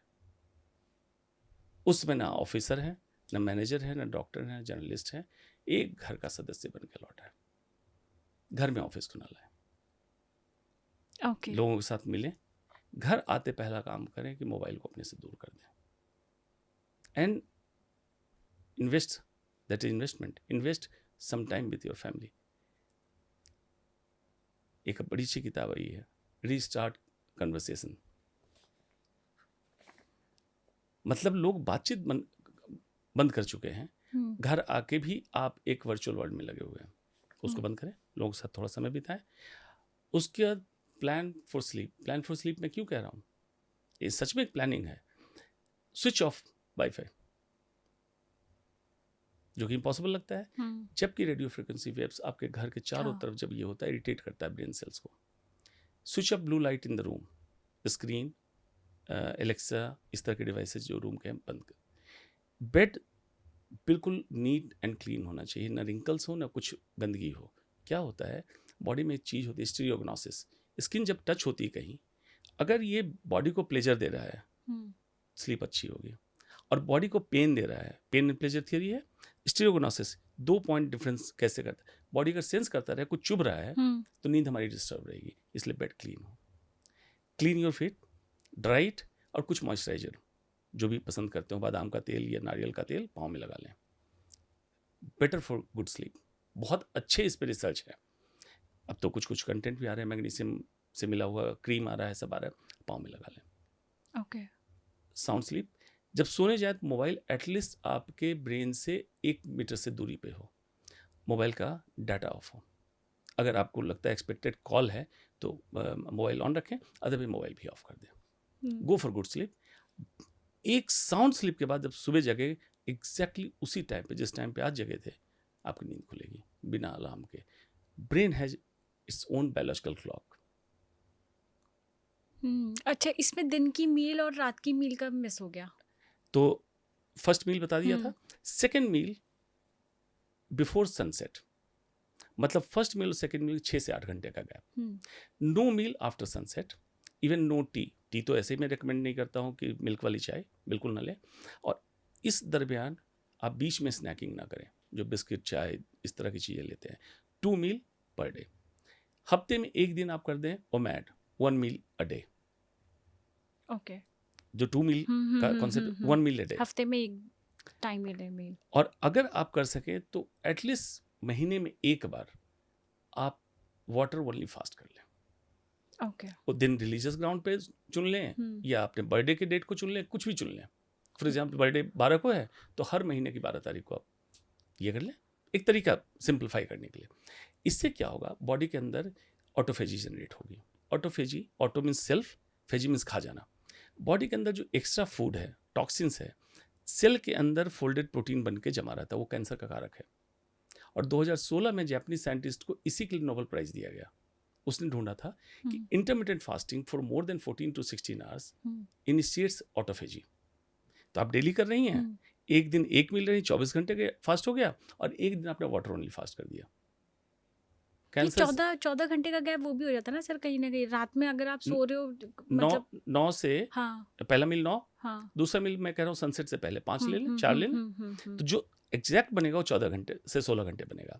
हम्म, कुछ लोग इंटरमिटेंट फास्टिंग का गलत मतलब निकालते हैं कि दिन में 2-3 बजे हम खा लेंगे और रात को 10 बजे खा लेंगे, लेकिन रात एक्चुअल सोने के लिए उसमें डाइजेस्टिव सिस्टम आपका हाँ एक्टिव है, हाँ हाँ, तो एक्चुअल इंटरमिटेंट फास्टिंग का जो बेनिफिट मिलना चाहिए उतना वो नहीं नहीं मिलेगा। मिलेगा, राइट। इसको कर लिया और उसके बाद कोई मील नहीं हो, जीआई सिस्टम बिल्कुल लाइट है, सुबह आप बड़े तरोताज़ा जगेंगे। लेकिन आजकल हैम्परिंग हर्डल कहाँ है? आपके मोबाइल में फूड ऑर्डर के लिए ऐप है, रात को 2 बजे आप खाना मंगा रहे हैं, प्लास्टिक कंटेनर में खाना है गर्म, बिस्फेनोल ए, थैलेट्स जो माइक्रोप्लास्टिक लीच किया, कैंसर का कारक। भूख तो थी नहीं 2 बजे, आधा खाया आधा रख दिया फ्रिज में, अगले दिन सुबह जगे फिर उसको माइक्रोवेव में डाल दिया, फिर गर्म किया और लीच हुआ केमिकल, ये सारे कैंसर का कारक है। तो इस तरह के जीवन शैली में बहुत ही वैज्ञानिक तथा वैज्ञानिक आधार से आप अपने को स्वस्थ बना सकते हैं। और रात की मील में क्या होना चाहिए? No meal in the night. मतलब जो जो नहीं, मतलब बिफोर सनसेट, बिफोर सेम जो सेम बताया, जो फाइबर, मॉर्निंग, प्रोटीन, फैट, वही ये ही है। अपने हिसाब से मैं कंटेंट बता रहा हूँ, हम्म अपने कल्चर के हिसाब से, अपने चॉइस के हिसाब से जो शुद्ध भारतीय भोजन है उसको आप इसमें उतार लें। अब भोजन का मैं फॉर्मूला बता दूं, कैसे दर्शक समझेंगे क्या लें क्या ना लें। ब्राजील का एक क्लासिफिकेशन आया फूड का, NOVA classification, type 1, type 2, type 3, type 4। Type 3 is processed food and type 4 is ultra processed food. इसको मैं कहता हूँ poison, P for processed, P for poison. तो टाइप 3 एंड टाइप 4 फूड ना लें। भारत के संदर्भ में मैंने क्लासिफिकेशन दिया हुआ है। भारत में 3 रसोई है, भगवान की रसोई, प्रकृति प्रदत्त सब्जियां फल जो आप खा सकते हैं वो आपको स्वास्थ्य वर्धक है, आपको स्वस्थ रखेगा, ये खाएं। इंसान की रसोई, शुद्ध भारतीय भोजन, जिस कल्चर से आप बिलोंग करते हैं उस कल्चर का खाना जैसे खाया जाता था, फ्रेश रसोई में बने आप खा लें, स्वस्थ रखें। शैतान की रसोई, जितने पैक्ड एंड प्रोसेस्ड फूड है, रिफाइंड तेल, रिफाइंड आटा, रिफाइंड शुगर या चिप्स और इस तरह की चीज़ें या आप ऑर्डर करते हैं, ये सारे processed and ultra processed food है। ये क्यों डेंजरस है ये भी सुनते चलें। फाइबर निकाल दिया गया, तभी आप प्रोसेसिंग करके उसको लंबे समय तक स्टोर कर सकते हैं। जो आटा आप घर में बिना इंसेक्टिसाइड के गेहूं को पीस के बनाए, 10 दिन में कीड़े लग जाएंगे। कीड़े भी वो आटा खाना चाहते हैं, लेकिन बाहर से आप आटा खरीद के लाएं पैकेट में, 6 महीने घूमने चले जाएं, लौट के आटा ठीक रहेगा। जो कीड़ा भी नहीं खा रहा 6 महीने तक, आप खा रहे हैं। तो फाइबर निकाल के उसमें इंसेक्टिसाइड और इस तरह की दवा डाल के उसको क्या किया, शेल्फ लाइफ बढ़ा दिया। SHELF आलमीरा उस पर रखे जाने, उसकी लाइफ बढ़ गई, लेकिन सेल्फ लाइफ SELF कम हो गई। अच्छा, इसे और सिंप्लीफाई करते हैं कि अगर इसमें से कुछ और चीज़ें जो आप कहेंगे कि एटलीस्ट ये तो करो ही करो, क्योंकि बाकी सारी चीज़ें जो आपने बताया पूरा फॉलो कोई नहीं कर पाता है, लेकिन कुछ चीज़ें इसमें ऐसी हो जो आप कहेंगे कि एटलीस्ट बाकी की चीज़ें नहीं बट ये 3-4 चीज़ें तो ज़रूर फॉलो करो, तो वो क्या होंगी? इसके लिए समझने की जरूरत है food science and nutrition science, 2 science है। फूड साइंस क्या है? From soil means from earth to lips, जो खाने की चीज़ों के साथ किया जाता है उसको हम कहते हैं food science. And from lips to cell, अंदर कोशिकाओं के अंदर जो होता है उसको न्यूट्रिशनल साइंस कहते हैं। न्यूट्रिशनल साइंस के बारे में आपको जानकारी होनी चाहिए, मतलब प्रोटीन क्या है, फैट क्या है, एंटीऑक्सीडेंट क्या है। फूड साइंस कहते हैं फ्रॉम अर्थ टू लिप्स, मतलब कोई चीज़ जमीन पर जब उगी वो आपके लिप्स तक पहुंचने में मिनिमम ह्यूमन इंटरफेरेंस जिस फूड में हो वो फूड आपके लिए स्वस्थ है। ओके, ठीक है। मिनिमम ह्यूमन मतलब उसको फैक्ट्री ले जाया गया, प्रोसेसिंग की गई, केमिकल मिलाया गया, उससे कुछ चीज़ें निकाली गई, ये जितना कम से कम हो। तो क्या है उसके लिए खाने में आप क्या खाते हैं? दाल चावल सब्जी, रायता हो गया, सैलेड हो गई, उसमें direct procurement from the farm, ये पॉसिबल अगर हो तो करें। कैसे पॉसिबल है? आप नोएडा रह रहे हैं, वेस्टर्न यूपी में कई जगह ऐसी है जहाँ पे लोग नेचुरल फार्मिंग कर रहे हैं, जैसे मैं ही कर रहा हूँ। मेरे से इन्फ्लुएंस जितने किसान हैं वो नेचुरल फार्मिंग करते हैं अपने खाने के लिए एटलीस्ट। उनसे साठगांठ करें, सोसाइटी के 10 फैमिली मिले और महीने में एक बार, पूरे साल में एक फैमिली का एक बार टर्न आएगा, वहाँ जाए पूरे महीने का राशन ले आए। मतलब आप जो उगा रहे हैं वो स्टोर है वहाँ पे, वहाँ से आपने ले लिया, 10 फैमिली में बढ़ जाए, ये कर सकते हैं। कम्युनिटी फार्मिंग, सोसाइटी में इतने बड़े बड़े गार्डन बने हुए हैं जिसमें गुलाब, बेले, चमेली लगे हुए हैं, वहाँ पे धनिया, पुदीना, इस तरह की जो सीजनल सब्जियां हैं, कम्युनिटी फार्मिंग, लोग मिलें और वहाँ पे कर लें। डुएबल है। And third is self balcony farming. छोटा छोटा पॉट लेके आप बालकनी में बेसिक सब्जियां उगा सकते हैं। न्यूक्लियर फैमिली है, हस्बैंड वाइफ, एक या दो बच्चे हैं, इतने के लिए सब्जियां उग जाएगी। तो इन चीज़ों को इनकॉर्पोरेट करिए लाइफ में, ज़रूरतें भी कम होगी और फ्रेश खाएंगे और शुद्ध खाएंगे।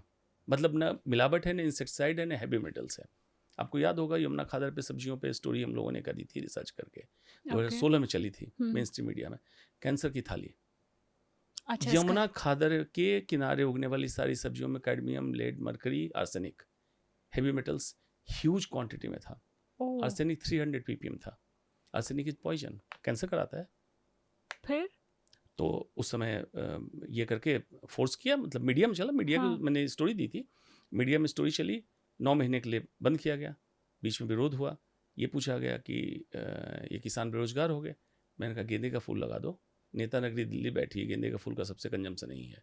एक्चुअल किसानों की इनकम बढ़ने लगी, लेकिन इतनी जगह वहाँ पे ये है पॉइजनस है, फिर से सब्जियां वहीं उग रही है, फिर से लोग मसरीज से निजामुद्दीन ब्रिज पे खड़े होकर सब्जियां खरीद रहे हैं। तो जागरूकता इतनी तो चाहिए कि आप क्या खा रहे हैं, एटलीस्ट उसका परीक्षण कर लो, टेस्ट कर लो। अब जो आपने पूछा, पैक्ड फूड जितने हैं जिसपे फसाई का नंबर डाल जाता है, आजकल फसाई थोड़ी एक्टिव हुई है, उसमें आपको आश्चर्य होगा कि फसाई को कोई लेना नहीं है कि इसमें एक्चुअल जो लिखा है कि नहीं है, किस तरह से इसकी प्रोसेसिंग की गई है। बाद में कोई कंप्लेन आती है, जगते हैं, उसकी टेस्टिंग होती है। एजेंसी का काम है ये, हर व्यक्ति के लिए संभव नहीं है कि किसी फूड को लैब टेस्ट करा के खाना खाएगा। ये कंट्री में एजेंसी यही काम करती है। जैसे दुबई आप चले जाएं, अपना तो कुछ नहीं उगता उनका, लेकिन हिंदुस्तान से गई चीज़ों की टेस्टिंग करके ही अपने कंट्री में करने देते हैं। सेंट्रल प्रोक्योरमेंट, शिपिंग पहुंची, पहले टेस्ट होगा लैब में, अगर पास करेंगे तो अंदर कंट्री में जाएगा, नहीं तो वापस आपको भेज देंगे। अभी जैसे बहुत सारे लोग बैठे भी होंगे सुनने के लिए, हमारा कैमरा पर्सन, हमारा धनंजय भी सुनने के लिए बैठा हुआ है, जो लोग जिम जा रहे हैं, तो उनके लिए क्या जो आपने बताई कंप्लीट मील है, या क्योंकि वो तो सप्लीमेंट्स लेते हैं, उन्हें प्रोटीन चाहिए, सब चाहिए, क्योंकि जिम कर रहे हैं तो एक्स्ट्रा एनर्जी चाहिए, तो क्या ये कंप्लीट मील है जो आपने बताया, या फिर कुछ सप्लीमेंट्स ले सकते हैं? और अगर वो सप्लीमेंट जो बाहर से ले रहे हैं वो कितना खतरनाक है, दोनों चीज़ बताइए। साइंस के हिसाब से तो मैं कहता हूँ कि gym is not required, gym is lethal. इसको सुनो कैसे। इंसान की जो मांसपेशियां और हड्डियां तैयार की, किस लिए तैयार की गई? कि जंगल जा रहे हैं, अगर शेर आ जाए तो आप दौड़ के भाग लें, पेड़ पे चढ़ जाएं, इन एक्टिविटीज़ के लिए। उसके लिए सारे जॉइंट्स फ्लेक्सिबल होने चाहिए, सारी मसल्स प्रॉपर्ली बैलेंस्ड हो। जिम में आपके बाइसेप डोले सोले बनवाने के चक्कर में एक मसल्स को मोटा कर दिया, एक मसल्स को हल्का कर दिया, पहली प्रॉब्लम। दूसरी प्रॉब्लम, क्यों डोले सोले इतने मोटे हो? आप राक्षस हो? इंसान के बच्चे हो? तो एक्स्ट्रा प्रोटीन लेके आप इस पे लोड जो दे रहे हो, स्टेरॉइड ले रहे हो, किडनी पे डैमेज करा रहे हो, क्या जरूरत थी आपकी? अट्रैक्टिव दिखने के लिए सर। ये तो फिल्म इंडस्ट्री ने बनाया। अगर योगी अपने कपड़े उतार दे तो उससे अट्रैक्टिव तो कोई नहीं है। आपने उसका नाम सुना होगा, ब्रूसली। कराटे चैंपियन था। ऊपर से जब कपड़े पहने रहता था लगता था कि क्या करेगा, लेकिन जब शर्ट उतारता था और उसके बाद फाइट करना चालू करता था तो अच्छे तो ये करते। मैं अपना उदाहरण तो एक हॉस्पिटल में ज्वाइन किया, डायरेक्टर रैंक पे उनके यहाँ जिम था, तो डायरेक्टर को कार्ड दिया जाता है, मुझे भी कार्ड दिया गया। कहा गया कि डॉक्टर साहब सुबह जिम कर लिया। मैं जिम करता नहीं हूँ, योग करता हूँ। लेकिन जो इंस्ट्रक्टर था, मेन इंस्ट्रक्टर, वो मेरे पीछे लगाया गया। तो एक एरिया उनका खाली था, वहाँ मैं अपना योगा मैट करके कर रहा था। तो इंस्ट्रक्टर है, चलिए सर आपको ये कराता हूँ, ट्रेड और विद दिस दैट। तो मैंने कहा एक काम करो, आज थोड़ा सा मैं एक फिंगर पे पुशअप कर लेते हैं, तुम भी करो साथ में, फिर चलते हैं। इतना मोटा उसका बाइसेप्स था। मैं करना चालू किया, वो करने लगा, एक बार उठा, गिर गया। तो मैंने कहा तुम मुझे क्या सिखाओगे, तुम तो एक पुशअप नहीं कर पा रहे हो।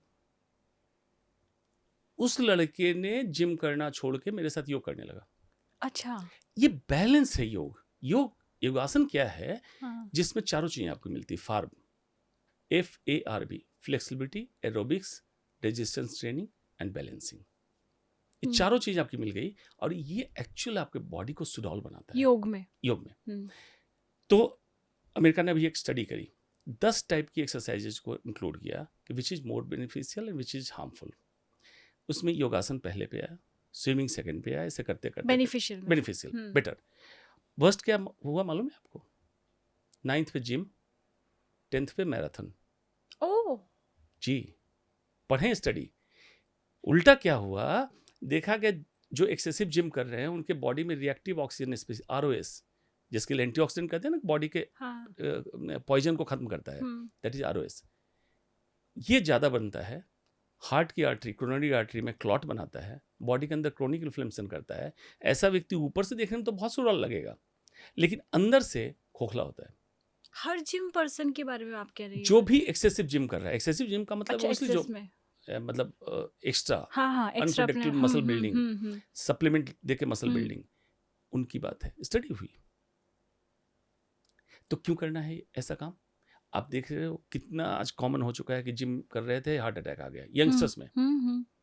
ऊपर से आप फिट दिख रहे हैं, मतलब फैट नहीं दिख रहा है, लेकिन विसरल फैट आपका बढ़ा हुआ है, क्रोनिक इन्फ्लेमेशन बॉडी की बढ़ी हुई है, तो उस समय तो आपको हार्ट अटैक, इन्फ्लेमेशन और लॉन्ग टर्म में कैंसर का रिस्क बढ़ता है इस पे भी। तब तो इसलिए वही काम करो, उसी तरह की एक्सरसाइज करो जो आपको सच में हेल्दी बनाए, अनहेल्दी एक्सरसाइज ना करें। तो मतलब जिम वालों को मतलब कितनी ही एक्सरसाइज करनी चाहिए? हाँ, अगर जिम की मशीन का इस्तेमाल कर रहे हैं कोई दिक्कत नहीं है, बैलेंस करें। बैलेंस क्या करें कि आप न कि एक मसल ग्रुप पे फोकस करें, आप ईच एक्टिविटी पे फोकस करें। फॉर एग्जांपल अगर हम क्लाइंब करें, मतलब रस्सी पकड़ के चढ़ें या पेड़ पे चढ़ें, तो हमारी कौन कौन सी मांसपेशियां इस्तेमाल होनी चाहिए? पहला ग्रिप मसल्स, इंट्रोसियाई एंड लम्बरैकल्स, ओके ठीक। देन फोरआर्म मसल्स, तब बाइसेप्स ट्राइसेप्स, तब जिसको क्लाइंबिंग मसल कहते हैं लैटिसिमस डोर्साई, सेरेटस एंटेरियर, यहाँ पे है। तो इस पूरे ग्रुप की एक्सरसाइज इकट्ठे करें, ये हो गया। फिर ट्रंक, जिसको कोर मसल्स कहते हैं, इसकी एक्सरसाइज इकट्ठे हो।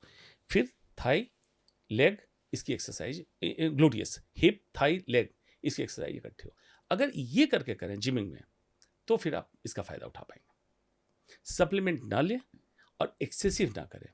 एक्सेसिव से मतलब होता है हर एक्सरसाइज का एक पैटर्न है, moderate, minimum and severe exercise. कितना कर सकते हैं, जिसको कि एरोबिक ट्रेनिंग के हिसाब से कैलकुलेट करते हैं, कितने minutes per day for how many days, 5 days a week और 6 days a week, इसका फॉर्मूला है। उस फॉर्मूला पे करें बैलेंस अप्रोच एक्सरसाइज। सर अभी आपसे जब बात हो रही थी आपने कहा था कि किचन में कुछ चीज़ें रखनी चाहिए, कुछ चीज़ें नहीं रखनी चाहिए, तो अब ये मुझे आप बताइए कि किचन में क्या रखना चाहिए और क्या नहीं रखना चाहिए? प्लास्टिक की सारी चीज़ें पहले हटा दें किचन से, मतलब कंटेनर जितने हैं। माइक्रोवेव हटा दें या ना के बराबर इस्तेमाल करें, क्योंकि इस पर रिसर्च अभी पेंडिंग है। कुछ रिसर्च कह रहा है कि कैंसर बढ़ता है, कुछ रिसर्च कह रहा है कि नहीं बढ़ता है। तो कम से कम इस्तेमाल करें। फ्लेम में जितना गर्म करें अच्छी बात है। नॉन स्टिक के बर्तन हटा दें, टेफ्लॉन कोटिंग है। प्यूफा पोफा उसमें होता है, जिसको कहते हैं फॉरएवर केमिकल, मतलब एक बार शरीर के अंदर चला गया तो कयामत से कयामत तक वही मौजूद रहेगा। देखिए अब नॉन स्टिक के बर्तन इस्तेमाल वो जाता कहाँ है? बाद में जब नॉन स्टिक नॉर्मल पैन बन जाता है तो ये कहाँ गया? कोटिंग आपके पेट में। इसको हटा दें। प्रोसेस्ड एंड रिफाइंड चीज़ें, आटा, चीनी, नमक, इन चीज़ों को हटा के हिमालयन पिंक सॉल्ट लें, रॉक सॉल्ट, जिसको सेंधा नमक, काला नमक, इस तरह की चीज़ें। एज इट इज आप गेहूँ लेके आएँ। बताऊँगा, थोड़ा डुएबल है, मुश्किल है लेकिन कर सकते हैं। घर घंटी, आटा चक्की आती है छोटी सी, गुजरात में बनती है, सर्च कर लें, आपको सारे इस पे ऐप पे अवेलेबल है, उसको रख लें। 1 से 2 किलो आटा तैयार करें, उतना कंज्यूम करें, पैक्ड आटा लाने की ज़रूरत नहीं होगी। इस तरह से छोटे छोटे बदलाव को इस्तेमाल करें। फ्रिज से पानी की बोतलें हटा दें जो प्लास्टिक वाली थी, या तो glass, inert glass bottle, steel bottle, तांबे की, पीतल की बॉटल। बर्तन खाने वाले प्लास्टिक्स के हटा दें। बात हो रही थी पीने के पानी के लिए, प्लास्टिक की बोतलें हटाएं तो मिट्टी का घड़ा रख लें। ये छोटे छोटे बदलाव की जरूरत है जो किचन से शुरुआत कर सकते। तो मतलब एक किचन में गैस हो, आटा की चक्की, एक टंकी जिसमें गेहूं भरा हुआ हो, और एक आपने पानी का घड़ा बता दिया, तो सिलबट्टा, फ्रिज भी ना रहे, मतलब कम से कम इस्तेमाल हो। घड़े में पानी है तो ठंडा मिलेगा। सर तो इसे मैं क्या कहूँ, ये अमीरों की रसोई है, गरीबों की रसोई है? अमीरों की रसोई है, अमीरों की रसोई है।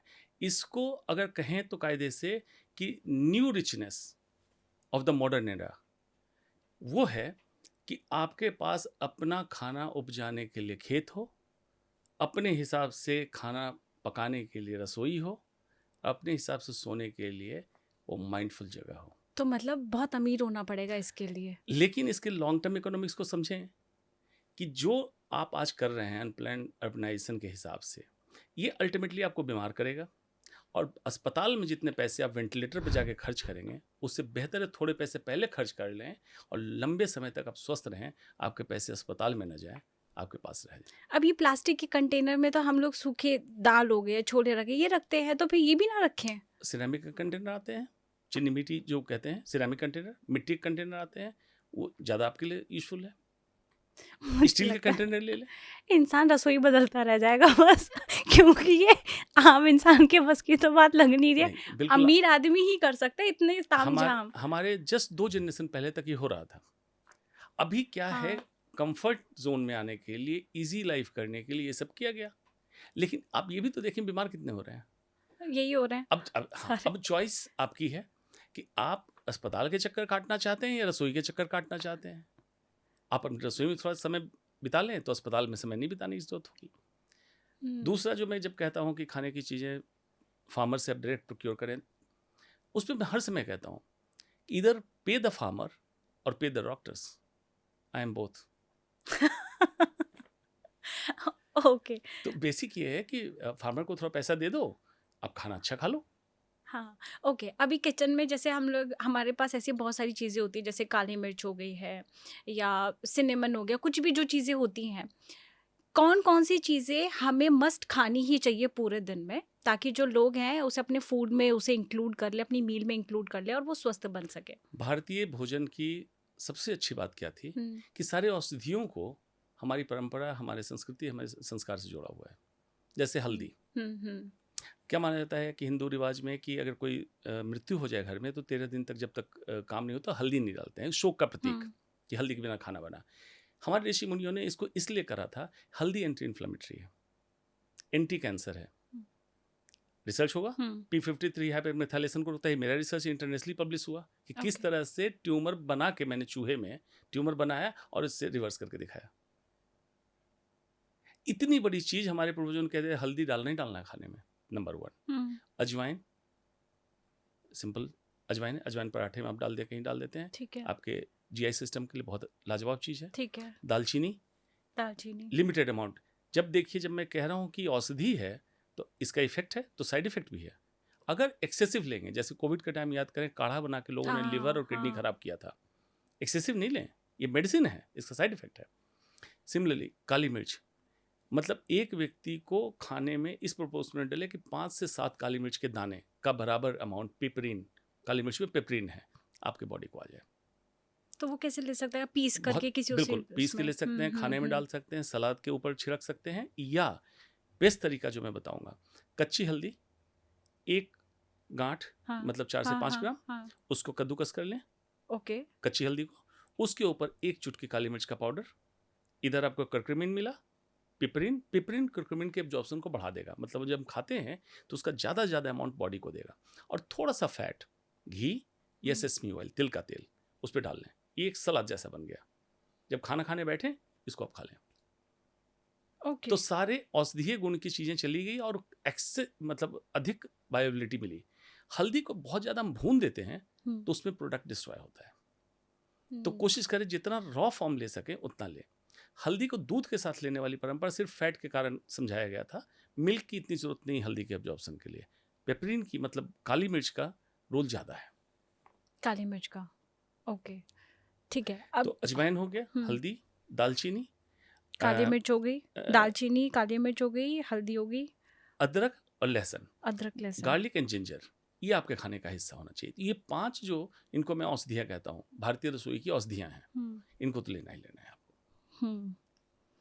ठीक है सर। डेयरी प्रोडक्ट्स को बहुत सारे लोग मना करते हैं, पनीर, दूध, दही, ये सब मना करते हैं। आपके अनुसार, समझ में तो आ गया वैसे नहीं लेना चाहिए, लेकिन क्यों नहीं लेना चाहिए? और जो लोग लेते हैं वो किस बीमारी को इनवाइट कर रहे हैं अपने पास? 2 स्कूल ऑफ थॉट चल रहा है। एक स्कूल ऑफ थॉट पूरी तरह कन्विंस है कि डेयरी प्रोडक्ट लेना चाहिए, दूसरा स्कूल ऑफ थॉट पूरी तरह कन्विंस है कि नहीं लेना चाहिए। वीगन, नॉन वीगन वाला टाइप हो गया वीगन, नॉन यहाँ पे। वीगन भी और बहुत सारी चीज़ें हैं। विज्ञान के दृष्टिकोण से देखें हम्म, तो डेयरी प्रोडक्ट इंसान की जरूरत नहीं है। नहीं है। धरती पे इंसान ही एक ऐसा जीव है जो दूसरे की माँ का दूध पीता है। हम्म, अपनी माँ का दूध, सारे जितने मैमल्स हैं, मैमल्स मतलब स्तनधारी प्राणी, अपनी माँ का ही दूध पीते हैं। कभी किसी मैमल्स को देखा है कि गाय को देखा है शेरनी का जाके दूध पीते? ये सिर्फ इंसान। ऊपर से उस जमाने के दूध की बात आज जो कर रहे हैं कि हमारे पूर्वज दूध पीते थे। गायें स्वच्छंद विचरित करती थी जंगलों में, जड़ी बूटियाँ खाती थी, और धूप, स्वच्छ पानी, स्वच्छ चारा सब मिलता था। आज की गायें प्लास्टिक खा रही हैं, एंटीबायोटिक दी जा रही है, हार्मोन्स दिए जा रहे हैं। बच्चियाँ देखिए, जिसको हम कहते हैं प्यूबर्टी, कितनी जल्दी बच्चियों में आ रहा है, बिकॉज ऑफ हार्मोन्स, दूध में जो है। नंबर 1। नंबर 2, कैंसर पेशेंट को तो मैं स्पेसिफिकली मना करता हूँ दूध। केजीन जो मिल्क प्रोटीन है, कैंसर प्रमोटर है, ओह, जरूरत नहीं है आपकी। दूध में नमक डालना आयुर्वेद के दृष्टिकोण से, जैसे आप बनाते हैं पनीर, पालक पनीर, मटर हाँ, पनीर, दिस पनीर, दैट पनीर, या रायता, नमक डालना विरुद्ध आहार है। और आयुर्वेद में माना के नहीं, वो तो स्टेब्लिश है कि नमक डाल के दूध का कोई भी प्रोडक्ट हम खाते हैं, सोरियासिस, एक्जिमा, ऑटोइम्यून डिजीज इससे होता है। जो मॉडर्न मेडिसिन को नहीं पता है कि सोरियासिस हुआ तो इम्यूनोसप्रेसिव हम ट्रीटमेंट देते रहते हैं, या तो खाने की दवा या लगाने की दवा। आयुर्वेद सबसे पहला काम करता है कि दूध और नमक बंद करा देता है, और मरीज दूध को नमक बिल्कुल ही बंद, दूध नमक के साथ मिला नमक के, के साथ मिला करके। बिल्कुल विरुद्ध आहार है। तो आइडियली मिल्क प्रोडक्ट और डेयरी प्रोडक्ट इंसान की जरूरत नहीं है। जिनको आदत लग गई है, छोड़ना चाहते हैं, एनिमल डेयरी प्रोडक्ट छोड़ दें। कोकोनट मिल्क, ओके, उसके आलमंड मिल्क, सोया मिल्क, इस तरह की चीज़ें कुछ दिन उस पर काम चलाएं, धीरे धीरे आपको छूट जाएगा। एज सच प्रोटीन और कैल्शियम का जो कॉन्सेप्ट है दूध में इतना नहीं है जितना उसके लिए। India is milk obsessed country. अगर बच्चे दूध न पिए तो माँ पीट देती है। मिल्क ऑब्सेशन है। 6 महीने के बाद इंसान के बच्चे को दूध की जरूरत नहीं होती है। इससे ज़्यादा कैल्शियम रागी में है। आप रागी की रोटी खा लें, रागी जो मिलेट्स है उससे बहुत कैल्शियम है। तो मतलब, विज्ञान के दृष्टिकोण से दूध हमारी जरूरत नहीं है, बिल्कुल हटा दें। और कैंसर पेशेंट्स के लिए स्पेशली बिल्कुल। आपने बोला घी दूध से जो निकला बेनिफिशियल है, घी आप ले सकते हैं। ओके, और क्या क्या बेनिफिशियल है दूध के प्रोडक्ट्स में? बस एक ही बस फैट, घी। उसका प्रोटीन बेनिफिशियल नहीं है। ओके सर, नमक को भी लेके बहुत सारे लोग बोलते हैं, कौन सा नमक हम लोगों को खाना देखिए, चाहिए? नमक आइडियली नेचुरल सॉल्ट ही इंपॉर्टेंट है, जो आजकल फिर से चल गया हिमालयन पिंक सॉल्ट।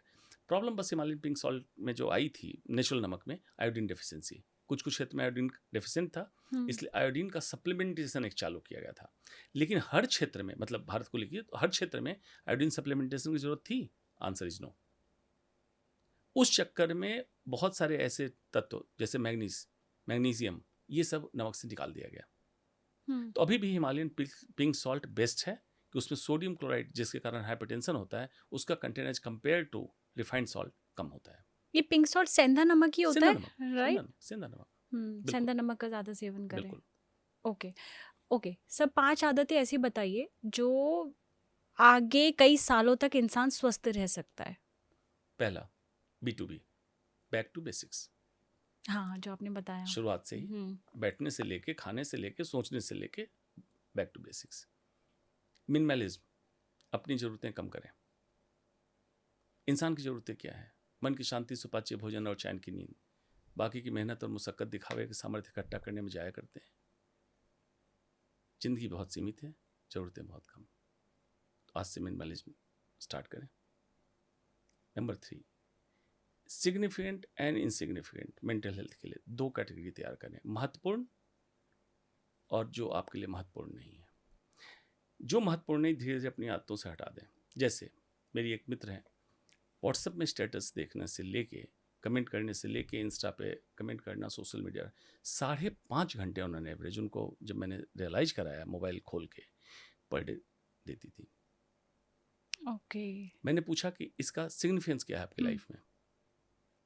जब से एक तरह से मेडिटेट, हमारे साथ जो हमारे डॉक्टर्स होते हैं मेडिटेट करते हैं, मेडिटेट करने के बाद जब उन्होंने एक तरह सोचा कि मुझे आज से छोड़ना है, छोड़ दिया। अब उनके दोस्तों की याद शुरू हो गई कि क्या वो सब ठीक तो है? पहले तुरंत स्टेटस पे कमेंट आता था, ये आता था।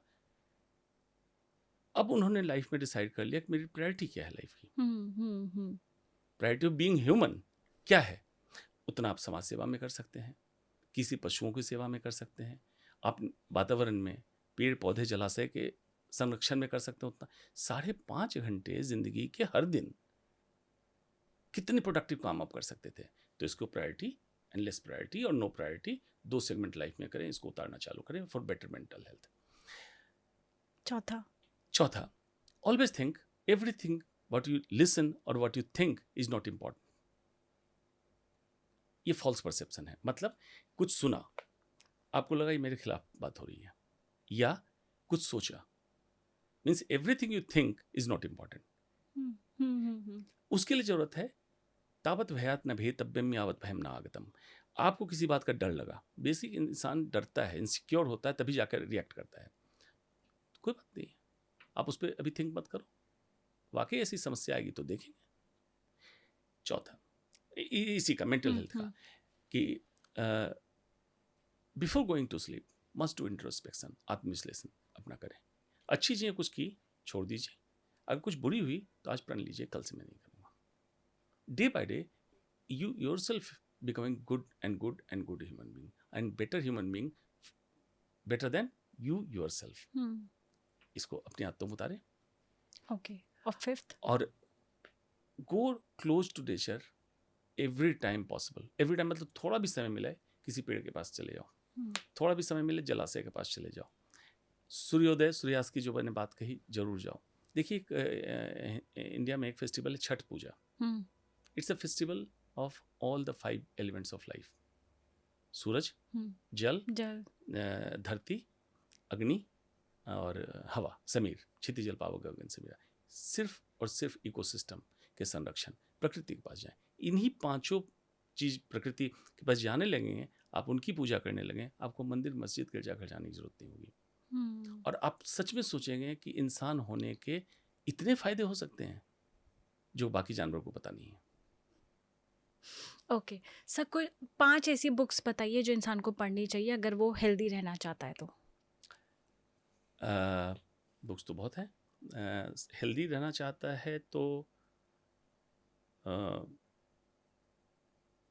एक बुक मैं रिकमेंड करूंगा। जो हेल्दी रहना चाहता है तो फूड रिलेटेड वो पढ़े, मेटाबॉलिकल।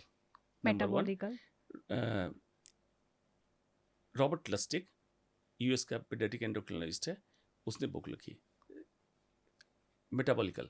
मतलब उसके बाद लोगों को आई ओपनिंग हो जाएगी कि जितनी बातें मैं कह रहा हूँ उसमें आप रिसर्च के साथ मिल जाएगा कि क्या क्या सच में इंपॉर्टेंट है क्या नहीं है। जिसमें एक लाइन क्रक्स का बताता हूँ, glucose is essential for life but glucose is not essential in the food. मतलब जीवन से अपने स्वीट को निकाल दें, बॉडी तब बेटर और हेल्दी होगी। रॉबर्ट लस्टिक। रॉबर्ट लस्टिक का दूसरा लाइन बता दूं, feed your gut, protect your liver and support your brain.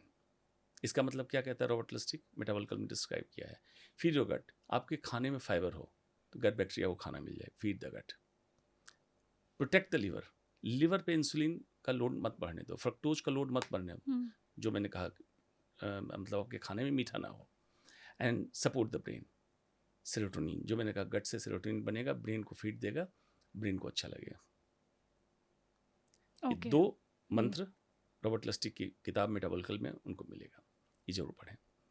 एक ग्लूकोज गॉडेस के नाम से लेडी है इंसॉप से, उसकी किताब पढ़ें, ग्लूकोज रिवोल्यूशन। इस किताब को पढ़ें। एक किताब पढ़ें जॉन यटकिन की, न्यूट्रिशनिस्ट है लंदन का, pure, white and deadly.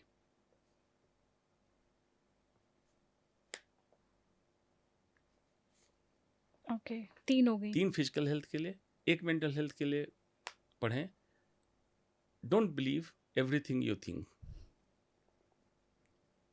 Okay. और एक मेंटल हेल्थ के लिए, 2 मेंटल हेल्थ के बता देता हूँ। एक किताब पढ़ें, लर्न टू से नो। ओके। तो आगे से हम परंपरा रखेंगे, जब भी आपके साथ पॉडकास्ट होगा तो 5 किताबें मैं बताया करूंगा। पक्का। कुछ फिजिकल हेल्थ, कुछ मेंटल हेल्थ, और अगली बार मैं इंक्लूड करूंगा कुछ स्पिरिचुअल हेल्थ। जी जी, ओके। या स्पिरिचुअल हेल्थ की किताब इंट्रोड्यूस करते चलता हूँ। अगर कोई पढ़ना चाहे तो। अष्टावक्र गीता पढ़ें। अष्टावक्र गीता सिर्फ और सिर्फ जीवन सिद्धांत है वो। ओके, गीता। और इसमें मैं रेकमेंड करूंगा हर दिन सिर्फ एक श्लोक पढ़ें, समझे, चिंतन करें। एक श्लोक से ज़्यादा ना पढ़ें। अगले दिन जब पढ़ें तो पुराने श्लोक को रिवाइज कर लें और नया श्लोक ऐड कर लें। आपके जीवन पूरी तरह रूपांतरित हो जाएगा। ये किस पे बेस है पूरी? अष्टावक्र गीता की कहानी ये है कि राजा जनक राजा थे और एक उन्होंने यज्ञ रखा, बड़े विद्वान ब्राह्मण को बुलाया सबको। अष्टावक्र एक छोटा बच्चा एक ब्राह्मण घर में पैदा हुआ। ऐसा माना गया कि जब वो माँ के पेट में था, माना गया इसलिए कह रहा हूँ कि बीइंग ए डॉक्टर थोड़ा सा बिलीव करना मुश्किल होता है, तो उसके पिताजी पूजा कर रहे थे, कुछ मंत्रोच्चारण उनसे त्रुटि हुई, तो बच्चा गर्भ में पल रहा बच्चा आवाज लगाता है कि आप मंत्रोच्चारण गलत कर रहे हैं, ये मंत्र ऐसे है। तो बाप ने श्राप दिया कि तुम अभी पैदा भी नहीं हो, तुम मुझे सिखाओगे, तुम 8 अंग से टेढ़े पैदा हो। तो वो वैसे ये बच्चा जो पैदा हुआ अष्टावक्र 8 अंग से टेढ़ा। तो राजा जनक का जब यज्ञ चल रहा था तो ब्राह्मण जा रहे थे, आवाज लगाई गई कि राजा हाथी पे आ रहे हैं, रास्ता छोड़ दें।